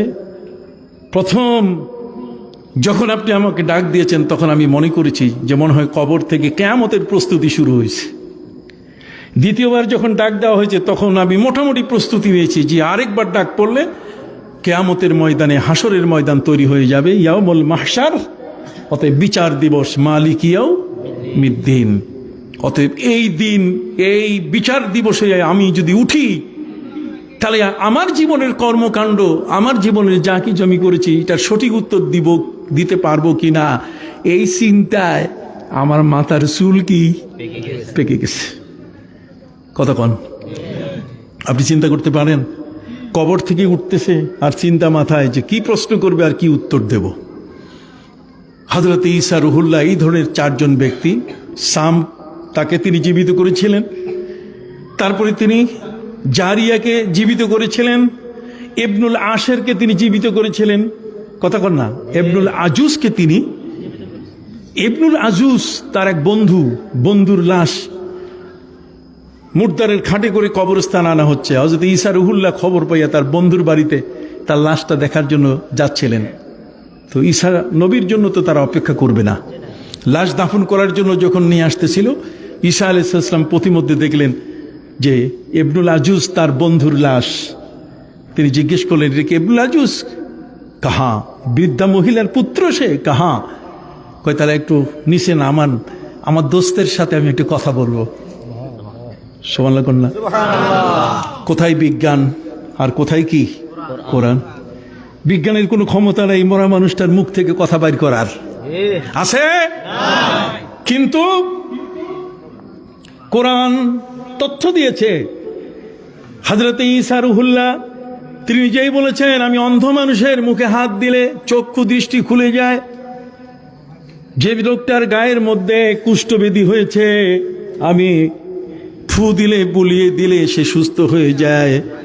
ওহিল মাউতা বিইজনিল্লাহ, আর আল্লাহর হুকুমে আমি মরা মানুষকে জিন্দা করি। ওই মজলিসের মধ্যে যারা লাশ বহন করে নিয়ে আসতেছে, এদিকে তাকান, এদিকে তাকান, ওই কিছু না, নাথিং। সম্মানিত সুধী, ঘাড়ে করে মুর্দারের খাটে যখন ইবনুল আজুজ হযরত ঈসা নবীর বন্ধুকে যখন আনা হচ্ছিল, তখন তিনি তাদের অনুরোধ করলেন, নিচে নামান, একটু তার সাথে কথা বলবো। সবাই মিলে বলছে, মাথা নষ্ট, এটা মরা মানুষ, সাদা কাফনে এটাকে মরায় রাখা হয়েছে, এটা কথা বলে না। উনি বলছে, নামাও না। তো 2-4 জন তো পাগলের পক্ষেও থাকে। খোদার কসম, নবী কখনো পাগল নয়। কিন্তু কিছু মানুষ মনে করে আমার নবীকে বলছে পাগল, আমার নবীকে মজনুন বলেছে মানুষ, আমার নবীকে বলছে লাস্তা মুরসালা, আপনি রসুল নন। আল্লাহ বলছেন, না, আপনি রসুল, ইয়াসিন ওয়াল কুরআনিল হাকিম ইন্নাকা লামিনাল মুরসালিন। কথা বুঝতে পারছেন? নবী কাহেন, জ্যোতিষীও নন, তিনি মজনুনও নন। সুবহানাল্লাহ বলেন। হযরত নবী ঈসা আলাইহিস সালাম তার পক্ষে 2-4 জন হলো, নামাও না দেখি কথা কেমনে কয়। কিন্তু মেজরিটি মাস্ট বি গ্রান্টেড। সব মানুষ একসাথে একমত হয়ে গেলে 2-4 জনের কথার দাম থাকে। সবাই বলছে, ছাড়ো, চলো। ঈসা আলাইহিস সালাম দেখলেন, কিরে আমার বন্ধুকে নামতে দিচ্ছে না, নামাচ্ছে না, তাহলে আমি বন্ধুকেই বলি, সেই নামে আসুক। সুবহানাল্লাহ বলেন। আমি আমার বন্ধুকেই বলি, সে কি উপর থেকে নেমে আসুক। তিনি তার বন্ধুকে বললেন, কম বেজলিল্লাহ, বন্ধু আল্লাহর হুকুমে জিন্দা হয়ে নামো। ঠিক সাথে সাথে খাটের উপরে গা মোড়া দিয়া বসে ওই নিজের কাপড় সামলাইয়া দপ করে নিচে লাফাইয়ে পড়ে গেছে। যাইয়া খবর শুরু হয়ে গেছে। হযরত ঈসা নবী তার সাথে কথা বলছেন। এই বন্ধু লোকদের জিজ্ঞেস করছে, তোমরা আমারে কই নাও? কয় তুমি তো পটল তুলেছো, তুমি তো মারা গেছো, তোমাকে কবরস্থানে নিচ্ছি। কয় কিসের কবর? মুর্দারের খাট নিয়ে বাড়িতে দৌড় মারছে। যে স্ত্রী চোখের এক সাগর পানির সবকিছু নিঃসরিত করে পানি বের করে দিয়ে স্বামীটাকে বিদায় দিছে, সেই বাড়িতে যাইয়া যদি ওই অবস্থায় ঢুকে, তাহলে বউয়ের আর জান আছে? কথা বলেন না? তখন স্ত্রী কি আর ঠিক থাকতে পারে? স্ত্রী আড়াল হয়ে গেছে। সম্মানিত শুধু স্ত্রী মনে করছে ভূত পেতনি আসলো কোত্থেকে, এত তাড়াতাড়ি অ্যাকশন, কিন্তু কবরে চলে গেছে। সাথে সাথে এইভাবে তো ডিস্টার্ব হবে প্রতিদিন, প্রতি রাত। সম্মানিত শুধু লোকেরা দৌড়ে এসে বলছে, রে তোমার স্বামী জিন্দা হয়ে গেছে। হযরত ঈসা রুহুল্লাহ তাকে ঘরে বসে কথাবার্তা শেষ করার পরে বললেন, দোস্ত এখন মুর্দারের খাটে উঠো, আগের মতো হয়ে যাও। তখন তার দোস্ত ইবনে আজুজ বললেন যে তুমি এখন আর আমাকে ডিস্টার্ব করো না, তুমি চলে যাও, তোমার সাথে আমি পরে কথা বলবো। হযরত ঈসা রুহুল্লাহ ওই অবস্থায় রেখে তিনি চলে গেছেন। তাফসিরে জামালের মধ্যে বলা হয়েছে, এই ব্যক্তি যাকে ঈসা নবী জীবিত করলেন আল্লাহর হুকুমে, তিনি 80 বছর বেঁচে ছিলেন। এরপর কত বছর? তাহলে 80 বছর বেঁচে থাকার অর্থ কি? ছেলে হইছে, মেয়ে হইছে, নাতি পুতি ঠ্যাঙ্গা কুড়াল যা আছে সব। কথা বুঝেন নাই? কোনো কিছু বাকি নাই, সবকিছুই বংশের মধ্যে চলে আসছে। তাহলে এখানে কোরআন যে অবস্থানে আমাদের কাছে এনেছে, বিজ্ঞান কি এর পাশে আসতে পারে? আপনি কি বুঝতে পারছেন? অতএব হযরতে উযাইর আলাইহিস সালাম, মনে আছে কিনা? হযরতে নবী ইব্রাহিম আলাইহিস সালাম আল্লাহর কাছে বললেন যে আল্লাহ, আপনি মরা মানুষকে কেমনে জিন্দা করেন, একটু দেখান দেখি। আল্লাহ পাক রব্বুল আলামিন প্রশ্ন তুললেন, আওয়ালাম তুমিন, আমি যে পারি, আমার শক্তি তুমি বিশ্বাস করো না? পৃথিবীর মধ্যে নিয়ম আছে, ওয়া খালাকনাকুম আজওয়াজা, জোড়া জোড়া করে তোমাদেরকে আমি সৃষ্টি করেছি। পৃথিবীর মানুষ শুধু নয়, আমার সমস্ত সৃষ্টি জোড়া জোড়া। এই জন্য হযরত ইমাম আবু হানিফা রহমতুল্লাহ আলাইকে প্রশ্ন করা হয়েছে, ইমাম সাহেব আপনি বলেন তো, কোন মানুষের মাথার চুল, গায়ের লোম, গায়ের পশম, এগুলো যদি গণনা করা যায়, তাহলে জোর হবে না বেজোর হবে? হযরত ইমাম আবু হানিফাকে প্রশ্ন করা হয়েছে। ইমাম আবু হানিফা রহমতুল্লাহ আলাই বলছেন যে দেখো, তোমরা তো আগের মতো আমার আরেক প্রশ্ন করে ঠেকাবার চেষ্টা করছো। হযরতে ইমাম আবু হানিফাকে প্রশ্ন করা হয়েছে যে নামাজের গুরুত্ব বেশি না রোজার গুরুত্ব বেশি? বুঝলেন? আপনারা কেউ ফিতনা করবেন না, আমি আপনাদেরকে বুঝাবার জন্য বলতেছি। একটি বিষয়ের গুরুত্ব বেশি থাকার কারণে কোনো বিষয় একটু আলাদাভাবে বিচারে চলে আসে। সবাই বলছে যে নামাজের কথা 82 বার আসছে, এটার গুরুত্ব কি কম? ইমাম আবু হানিফা রহমতুল্লাহ আলাইকে বলা হয় যে আপনি বলেন। উনি বলেন যে রোজার গুরুত্ব বেশি। নামাজের গুরুত্ব তো আছেই, কিন্তু রোজার গুরুত্ব তুলনামূলকভাবে কি বেশি। কেন? কই নামাজ তো মহিলাদের উপরে মাসের কয়েকটা দিন নাই। কথা কন না? মা বোনদের জন্য মাসের কয়েকটা দিন কি নাই, কিন্তু রোজা তো মাপ নাই। ফামান কানা মারিদান আও আলা সাফারিন ফাইদ্দাতুম মিন আইয়ামিন উখার, যদি এই মাসে রোজা রাখতে না পারে তার নিজস্ব অসুস্থতার কারণে, তাহলে পরে এটা রাখতে হবে। তাহলে গুরুত্ব কম নাকি?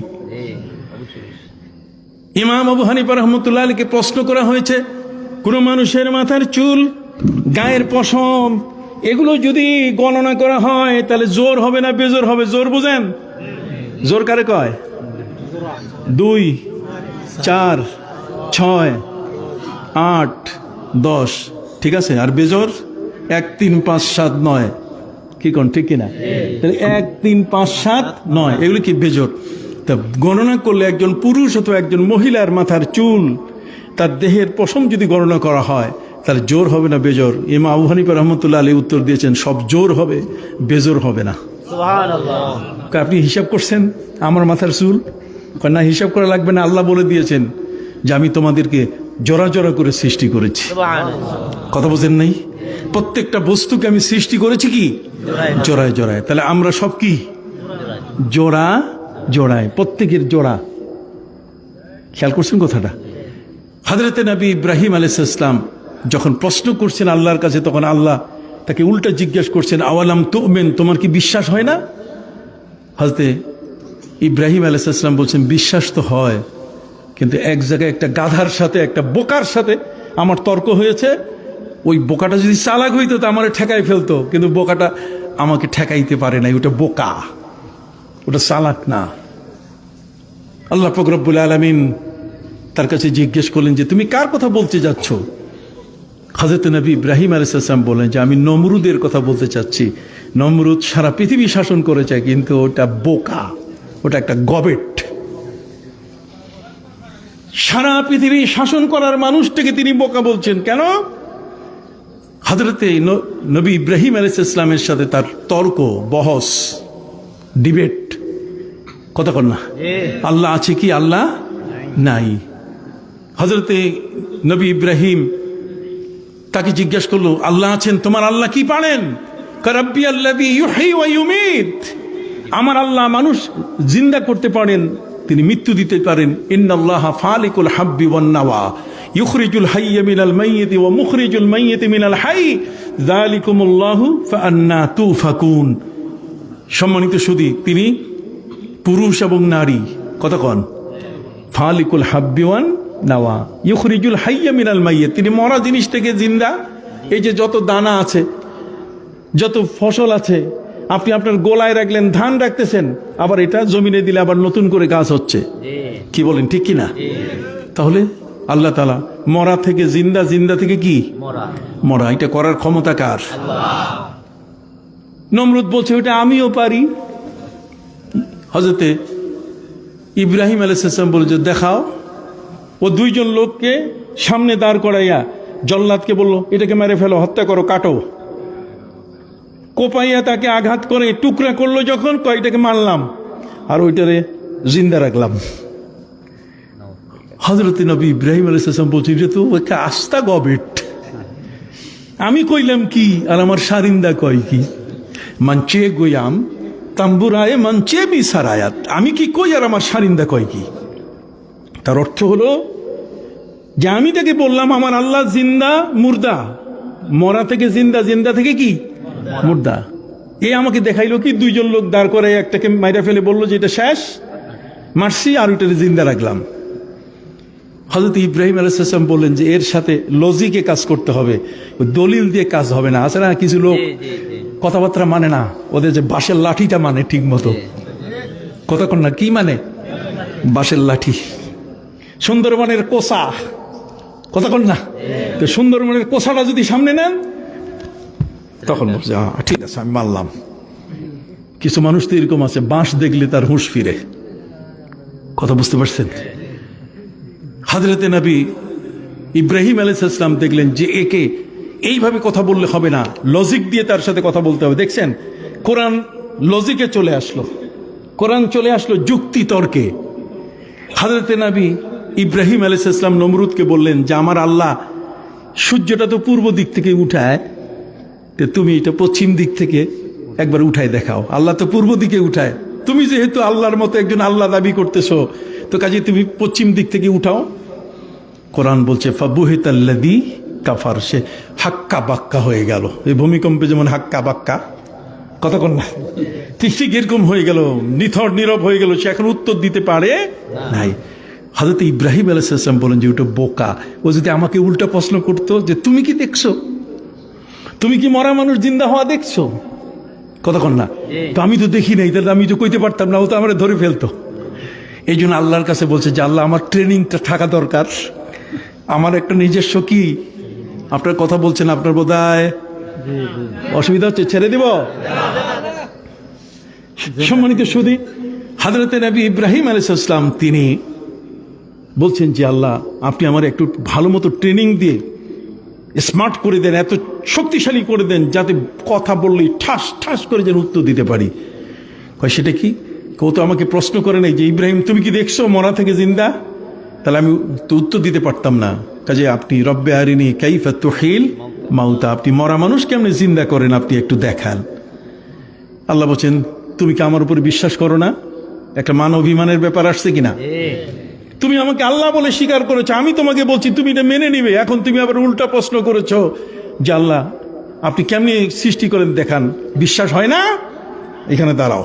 এই দেখেন শুরু হয়ে গেল আল্লাহ তাআলার আল্লাহ বলছেন ফাখুজ আরবাতাম মিনাত তৈর, তুমি 4 প্রজাতির পাখি একসাথে করো। তার মানে শকুন, বাজ, কতক্ষণ না, কাউয়া, কাউয়া বুঝেন, কাক, খেয়াল করছেন কোথায়, কবুতর, এগুলো একসাথে করো। একসাথে করার পরে সুম্মা সুরহুন্না, এটাকে জবাই করো। জবাই করে সব গোস্ত একসাথে মিলাও। মিলাবার পরে চতুর্দিকে পাহাড়ে ছিটায় দাও। এর সব মরা, হ্যাঁ এটা মরা, 100% মরা। জবাই করার পরে এখন কোনোটাই নাই। একজনের সাথে আরেকজনের গোস্ত মিশাইয়া তুমি পুরা পাহাড়ের চতুর্দিকে ছিটায় দাও।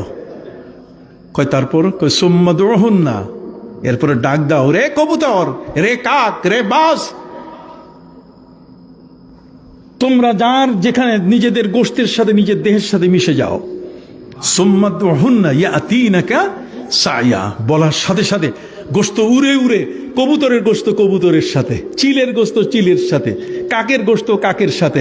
এরপরে বাগবাকুম পায়রা, কতক্ষণ না, কাক তার ডাক দেওয়া শুরু করলো, চিল তার ডাক দেওয়া শুরু করলো, কবুতর তার ডাক দেওয়া শুরু করলো। সুবহানাল্লাহ বলেন। বাজ পাখি তার ডাক দেওয়া কি শুরু করলো। আল্লাহ তাআলা তাকে বাস্তব দেখাই দিলেন, দেখছো আমি কেমনে এইটাকে জিন্দা করলাম, আমার ক্ষমতা কিন্তু এত বড়। হযরত উযাইর আলাইহিস সালাম বলছিলেন যে আল্লাহ, এই গ্রামটা তো ধ্বংস হয়ে গেছে, মনে আছে কিনা, এই গ্রামটা কি ধ্বংস হয়ে গেছে, অতএব এই ধ্বংস গ্রামটাকে আবার আপনি আগের মতো করবেন কিভাবে। আল্লাহ বলছেন তোমার এই জায়গা দাঁড় করাইয়া আমি দেখাই দিব পারি কিনা। এটা হলো কোরআনের বিজ্ঞান।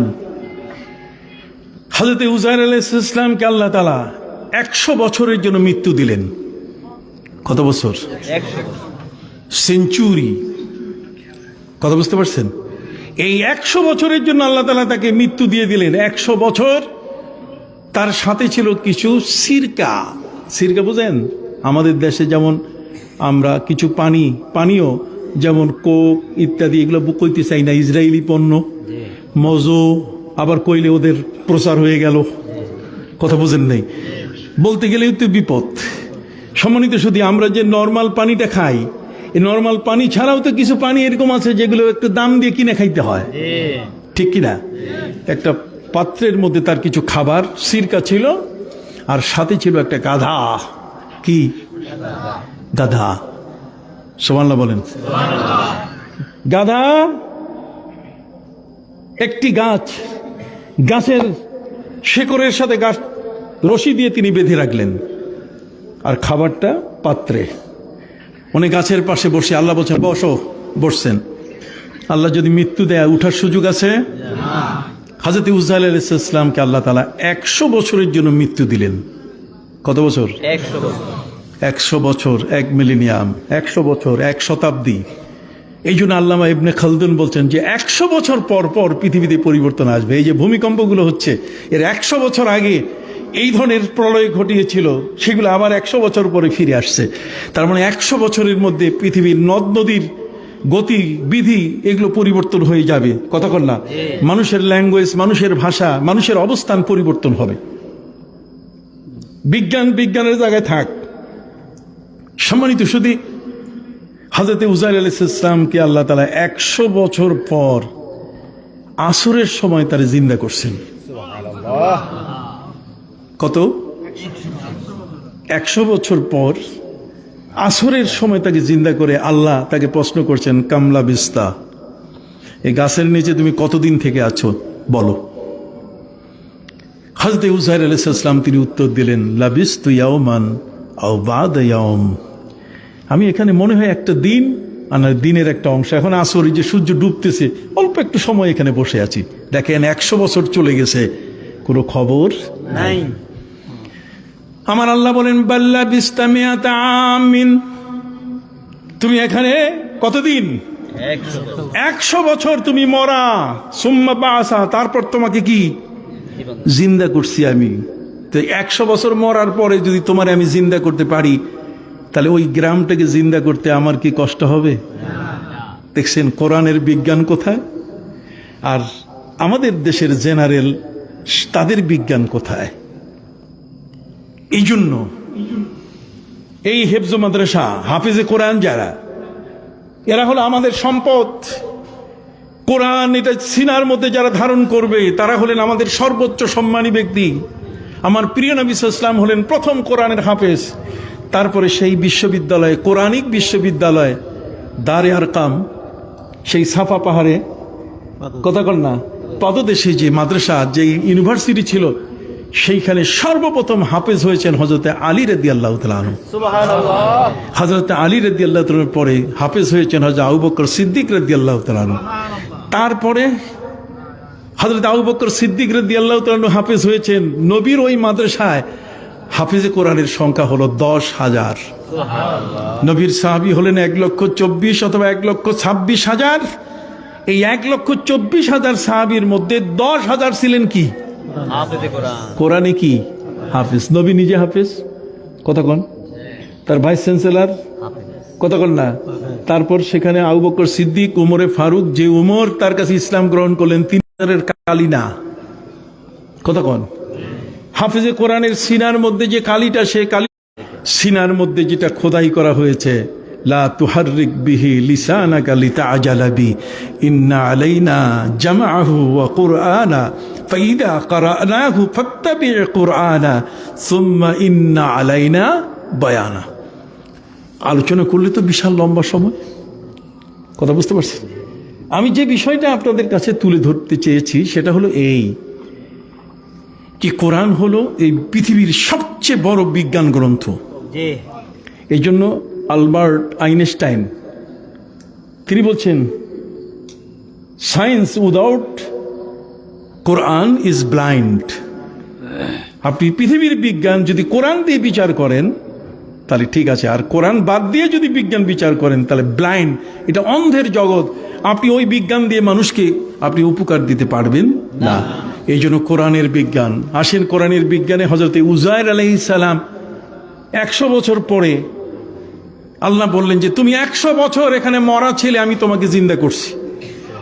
হযরতে উযায়ের আলাইহিস সালাম বললেন যে আল্লাহ, এটা কি করে 100 বছর আমি এখানে, আমার তো মনে হচ্ছে মাত্র আসরের সময়। আল্লাহ বলছে ফানজুর ইলা তুআমিকা ওয়া শারাবিকা লাম ইয়াতাসান্না, তুমি তোমার যে খাবার থালাটা আছে 100 বছর, এটা তো কোথায় উড়ে যাওয়ার পালা, কিন্তু সেই থালাটা ওইভাবেই আছে। থালার মধ্যে যে সিরকা পানীয়, এর মধ্যে যা খাবার। হযরতে উযায়ের আলাইহিস সালামকে আল্লাহ বললেন যে তুমি একটু দেখো দেখি খাবারটা ঠিক আছে কিনা। খাবারটা উঠে নাকে লাগায়, কয় যেমন রাখছি তেমনই কি আছে, 100 বছরের পরিবর্তন হলো না। বিজ্ঞানীরা এইখান থেকে ফ্রিজ বানাইছে। কি বানাইছে? তাহলে ফ্রিজের উৎস কি? কোরআন। যেটা বলেন ফ্রিজের উৎস কি? যে ফ্রিজ আমাদের ঘরে ঘরে, আমাদের সবার কাছে ফ্রিজ ছাড়া আমাদের জীবন অচল, বিশেষ করে শহরি মানুষ আমরা যারা। তাহলে সেটাও নিল কোত্থেকে?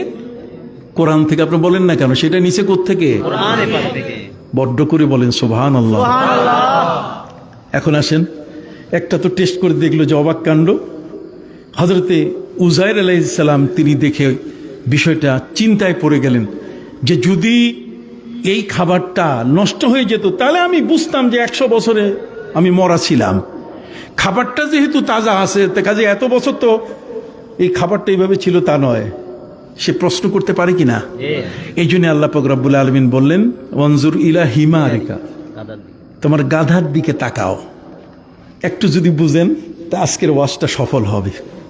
কথা বুঝতে পারছেন?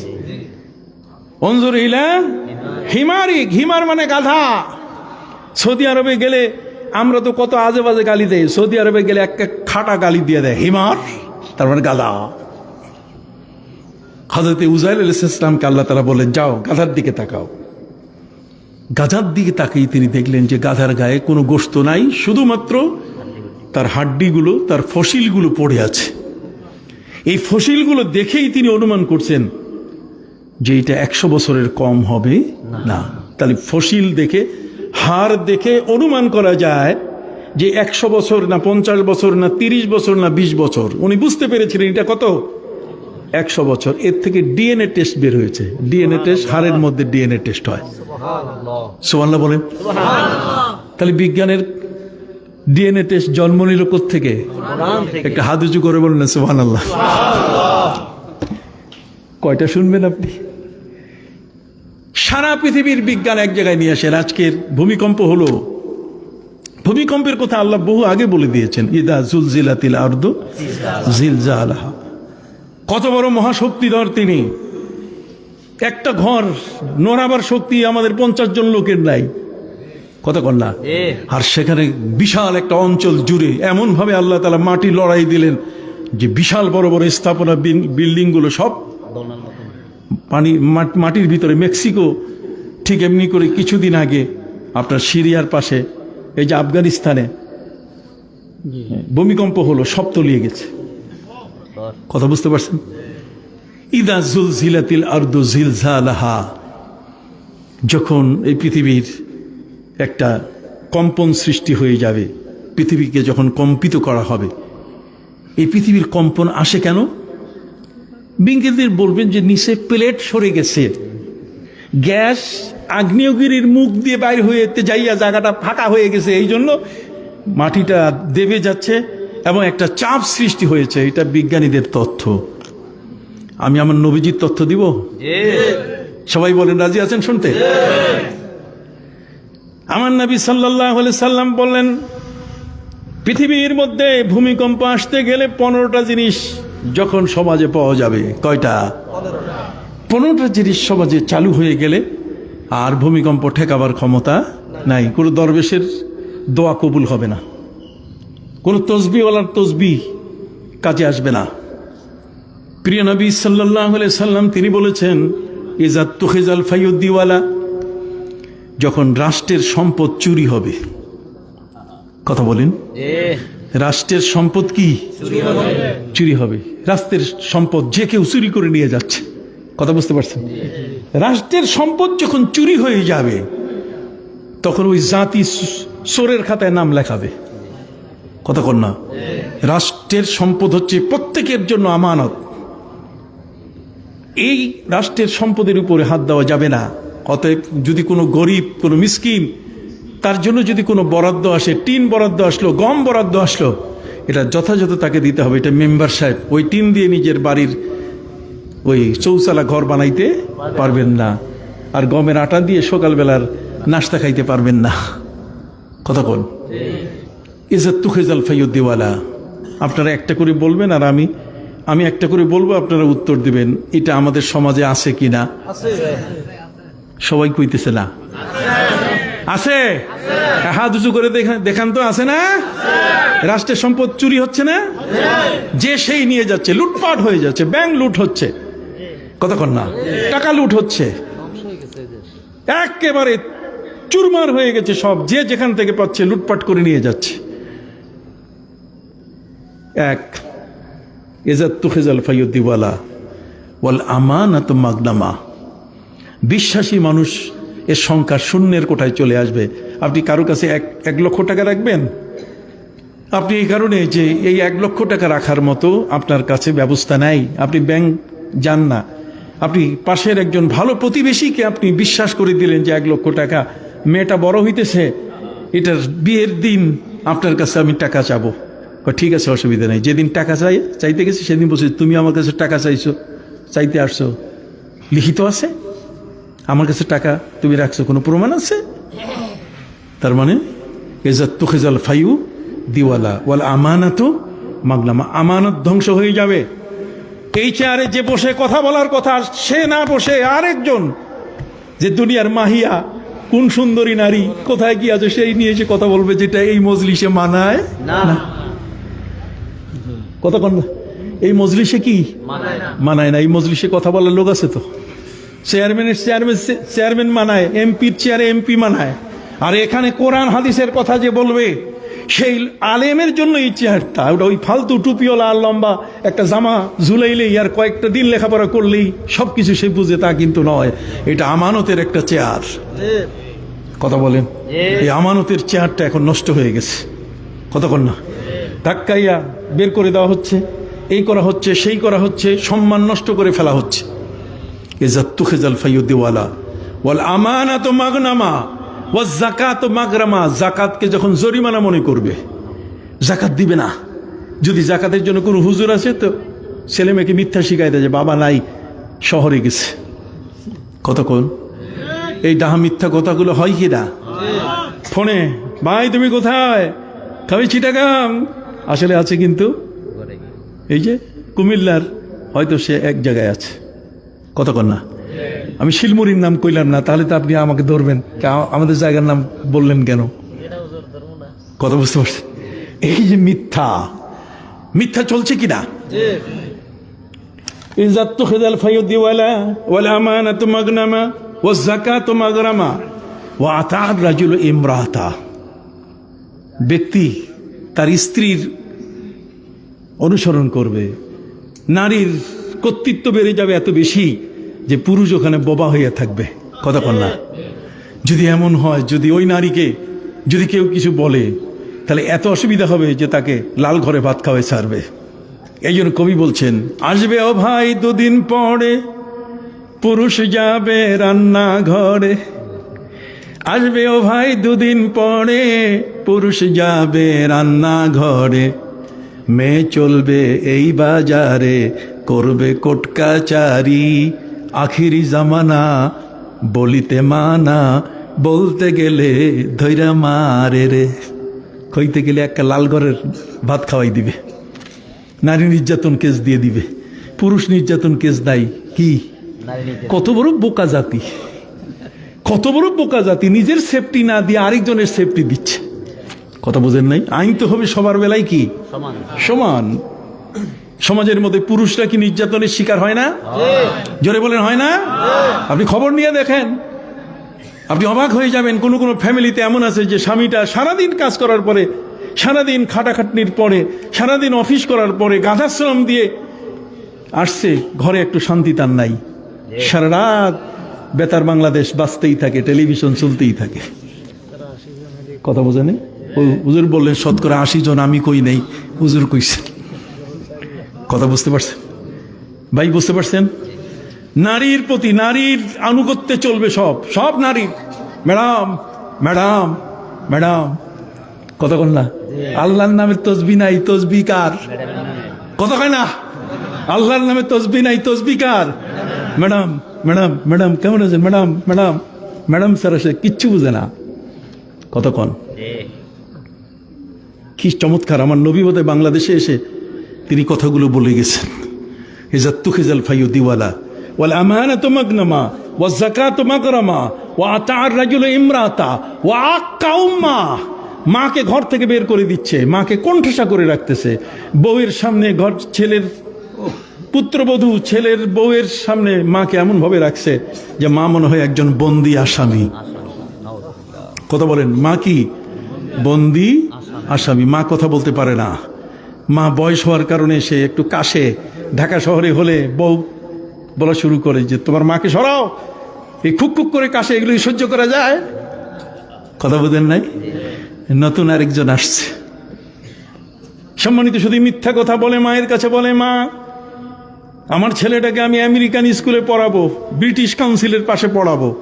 অতএব মারে, আমরা তো সাবলেট ছাড়া একজন মিলে একাই যে একটা বাড়ি বাসা নিব সম্ভব না।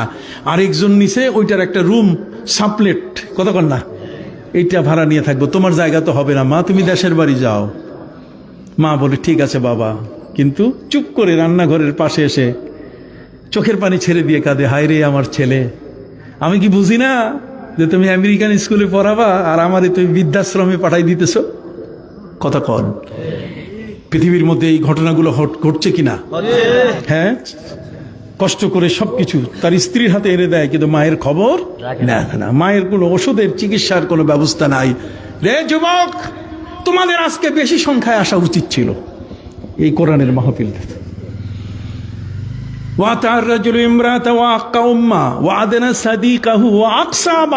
লঞ্চে, স্টিমারে, ট্রেনে, প্লেনে পরিচয় হয়েছে, তাকে কালিয়া কোপ্তা কোরমার দাওয়াত দিতেছে, কিন্তু বাবা যে হুপিং কাশি নিয়ে পড়ে আছে, তার একটা ক্যাপসুল কিনে দেওয়ার ব্যবস্থা তার নাই।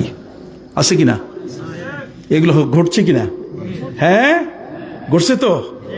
ওয়াক্কা উম্মা ওয়া আদনা সাদিকাহু ওয়া আকসাবা ওয়া সাদাল কাবিলাতা ফাসিকুহুম। সমাজের নেতৃত্ব দিবে ফাসেক, যারা নামাজ নাই, রোজা নাই, দুষ্ট দুরাচার, জীবনে পাপের বোঝা এত বড়, ওরা দিবে সমাজের নেতৃত্ব। কতক্ষণ? ওরা দিবে দেশের নেতৃত্ব। কথা বোঝেন নাই? ওয়াসাদ আল কাবিলাতা ফাসিকুহুম ওয়া কানা যাইম আল কওমি আরজালুহুম।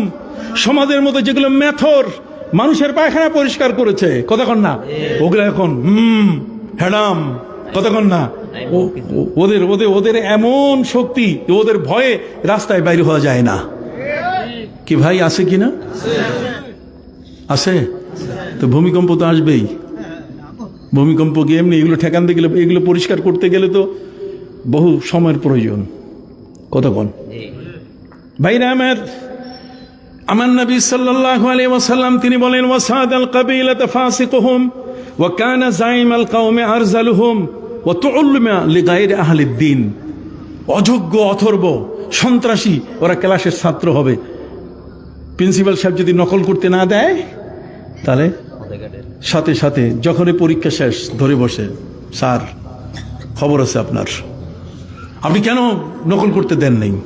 স্যার বলছে, যা তোর পরীক্ষায় দেওয়া লাগবে না, তুই অটো পাস। কতক্ষণ না,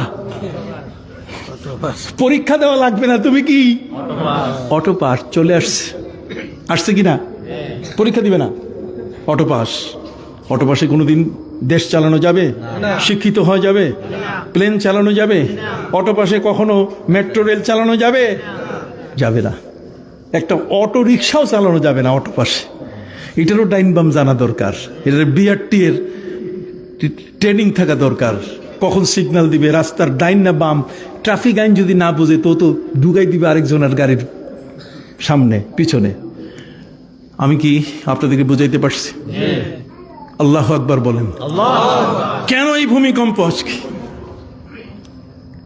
সম্মানিত সুধী বন্ধুরা, আমার নবী সাল্লাল্লাহু আলাইহি ওয়াসাল্লাম তিনি বলেন, ওয়া তুউল্লিমা লিগাইরি আহলিদ দ্বীন ওয়া উকরিমার রাজুলু মাখাফাতা শাররি।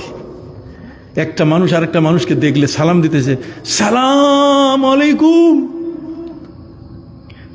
কই ওয়ালাইকুম আসসালাম। আসলে যাকে সালাম দিতেছে সালাম পাওয়ার যোগ্য না, সে এত দুষ্ট, দুরাচার, এত ভাটপার, কতক্ষণ না, এত চান্দাবাজ যে ওকে সালাম দেওয়ার কোনো সুযোগ নাই।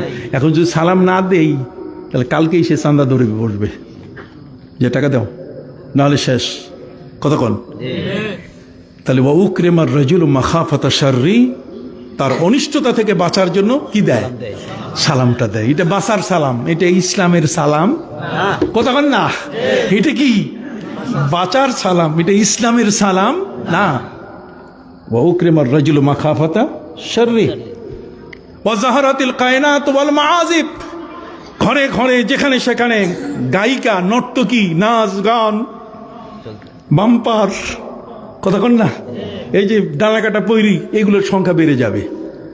কি ভাই বাকি আছে কিছু? একটা মোবাইলের মধ্যে কি বাকি আছে? ল্যাংটা থেকে ছবি থেকে নিয়ে, ল্যাংটা ছবি থেকে নিয়ে কোনো কিছু বাকি নাই। আর কি বলবো আমি, আর ভাষায় তো যেটা সোজা কথা এইটাই বলে দিলাম। কি কন? তাহলে এইটা সবসময় হাতে আছে, খুললেই ল্যাংটা ছবি একটা চোখের সামনে আসে। আপনার ইমান, আপনার ইজ্জত, আপনার মন, আপনার মানসিকতা, আপনার চিন্তা, আপনার চেতনা, আপনার রুচি সব ধ্বংস করে দিচ্ছে ওই একটা ছবি। কতক্ষণ? আপনার স্ত্রীর উপরে মায়া কমে যাচ্ছে, আপনার স্ত্রীর উপরে ভালোবাসা কমে যাচ্ছে, কতক্ষণ? আপনার স্ত্রীর সাথে যে আপনার গভীর ভালোবাসার সম্পর্ক, সেটা ধ্বংস হয়ে যাচ্ছে ওই একটা ছবি। সেই ছবিটাকে এমনভাবে আর্ট করে আপনার সামনে ল্যাংটা করে উপস্থিত করা হচ্ছে, যেই ছবিটা দেখলে আপনি মাতাল, আপনি পাগল হয়ে যান। আরেকদিকে আপনার বোর কথা আর কখনো ভালো লাগে না, ঘরে ঝগড়াঝাটি শুরু হয়ে যায়। আমি অন্যায় বলেছি বাবা? এটা আমার নবীজি বলেছে। ওয়া যাহারাতিল কায়নাত ওয়াল মাআজিব, বাদ্যযন্ত্রের সংখ্যা বেড়ে যাবে, ঢোল তবলা এগুলোর সংখ্যা বেড়ে যাবে, আধুনিক এই সমস্ত যন্ত্রপাতি এসে যাবে। কতক্ষণ? যখনই আপনি দেখবেন এই যে মসজিদের মধ্যে আপনি নামাজ পড়ছেন, মোবাইলটা আপনার পকেটে, এই শয়তান ইবলিস গান মসজিদে ঢুকাই দিছে, কতক্ষণ না, কেউ একটা মানুষ আপনাকে রিং করলো আর বাস ডিং ডাং শুরু হয়ে গেল। কি ডিং ডাং? ডিং ডাং বোঝেন তো? গানের আওয়াজ শুরু হয়ে গেল। বলেন আস্তাগফিরুল্লাহ। নামাজের মধ্যে আপনি এখন ওই ঢিং ঢাং বন্ধ করবেন না সুবহান রাব্বিয়াল আলা বলবেন? আপনি বলবেন কোনটা? কঠিন এক সমস্যা। খেয়াল করছেন?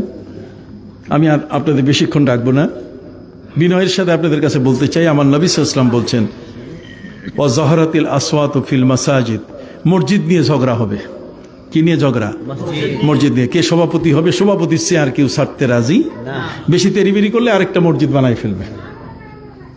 ওয়ালানা আখিরু হাযিল উম্মতি আউওয়ালাহা, এই যুগের যারা, আগের যুগের যারা, তাদেরকে গালিগালাজ করবে যে ওরা ঠিক কিছুই করে নাই, ওরা ভুলের উপরে ছিল, ওটা অসত্যের উপরে ছিল। কথা বুঝেন নাই?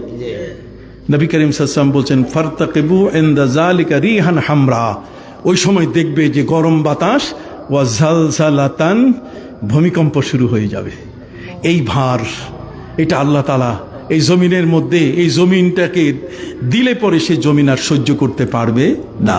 এই পাপের বোঝাটা এই পৃথিবীর জমিন আর নিতে চাইবে না। ওয়া জালজালাতান ওয়া খাসফান, খাসফান শব্দের অর্থ হচ্ছে ভূমিকম্প, কম্পন সৃষ্টি হয়ে যাবে সর্বত্র। এবং ও মাসখান, রং পরিবর্তন হয়ে যাবে, ইলিশ মাছের ঘ্রাণ থাকবে না, পোলাওর ঘ্রাণে, আগে তো বাঁশের বাড়ি দিয়ে হাঁটা যেত না, সেগুলোর বরকত নষ্ট হয়ে যাবে। কথা কন না? ঠিক অনুরূপভাবে বলা হয়েছে কান্নিজামে বালিন কুতিয়া সিলকুহু ফাতাতাবা, তার মানে তসবির দানার রশিটা যদি ছিঁড়ে যায়, তাহলে আকাশ থেকে আল্লাহর গজব এমন ভাবে পড়া শুরু করবে যে তসবির দানার ছিঁড়লে পরে, তসবির সুতাটা ছিঁড়লে পরে যেমন টপ টপ করে দানা পড়া শুরু করে, এরকম আল্লাহর গজব পড়া শুরু করবে একটার পর একটা। গতকাল হয়ে গেল ভূমিকম্প, কতক্ষণ না, আবার সাথে সাথে গাজীপুরে হয়ে গেল একটা, আবার আজকে আরেকটা, আর জানি না বাবা, জি আবার ঢাকাতে হয়ে গেছে সন্ধ্যা 6টার সময়।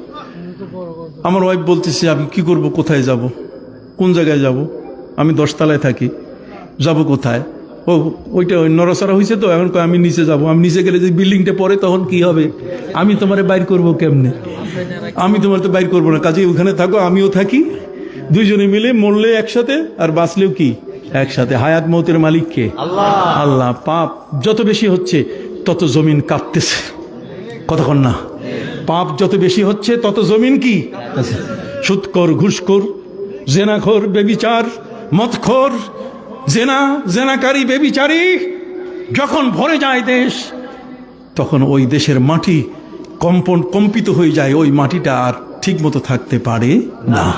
কিয়ামতের অবস্থা শুরু হয়ে যায়। ইয়া আইয়ুহান নাসু তাকু রাব্বাকুম ইন্না জালজালাতাস সাআতি শাইউন আযীম ইয়াওমা তারাউনাহা তাযহালু কুল্লু মুরদিআতিন আম্মা আরদাত ওয়া তাযাউ কুল্লু যাতি হামলিন হামলাহা ওয়া তারান নাসা সুকারা ওয়া মা হুম বিসুকারা ওয়ালাকিন্না আযাবাল্লাহি শাদীদ। আল্লাহ বলেন কিয়ামতের কম্পন হবে আরো মারাত্মক। এটা পৃথিবীতে আপনি আমাদের এই ঘূর্ণিঝড় আসে, আগে বার্তা পাওয়া যায়, কতক্ষণ না, কিন্তু ভূমিকম্প আসলে কি বার্তা পাওয়া যায়? এটা পাপের। জহরাল ফাসাদু ফিল বাররি ওয়াল বাহরি বিমা কাসাবাত আইদিন নাস, সব আমাদের হাতের কামাই। অতএব সম্মানিত সুধী, আল্লাহ তাআলা আপনাদেরকে একটা হেফজ মাদ্রাসা করার সুযোগ করে দিয়েছেন। আজকের এই নুরানি হেফজ মাদ্রাসা নবী করিম সাল্লাল্লাহু আলাইহি ওয়াসাল্লামের একজন বিখ্যাত সাহাবীর নামে, কতক্ষণ না, আপন চাচাতো ভাই হযরতে আব্দুল্লাহ ইবনে আব্বাস রাদিয়াল্লাহু তাআলা আনহু, যিনি রইসুল মুফাসসিরিন ছিলেন এবং যিনি ভূমিকম্পের দোয়া শিখাই দিয়েছেন, ওনার দোয়া, উনি দোয়া শিখাই দিয়েছেন।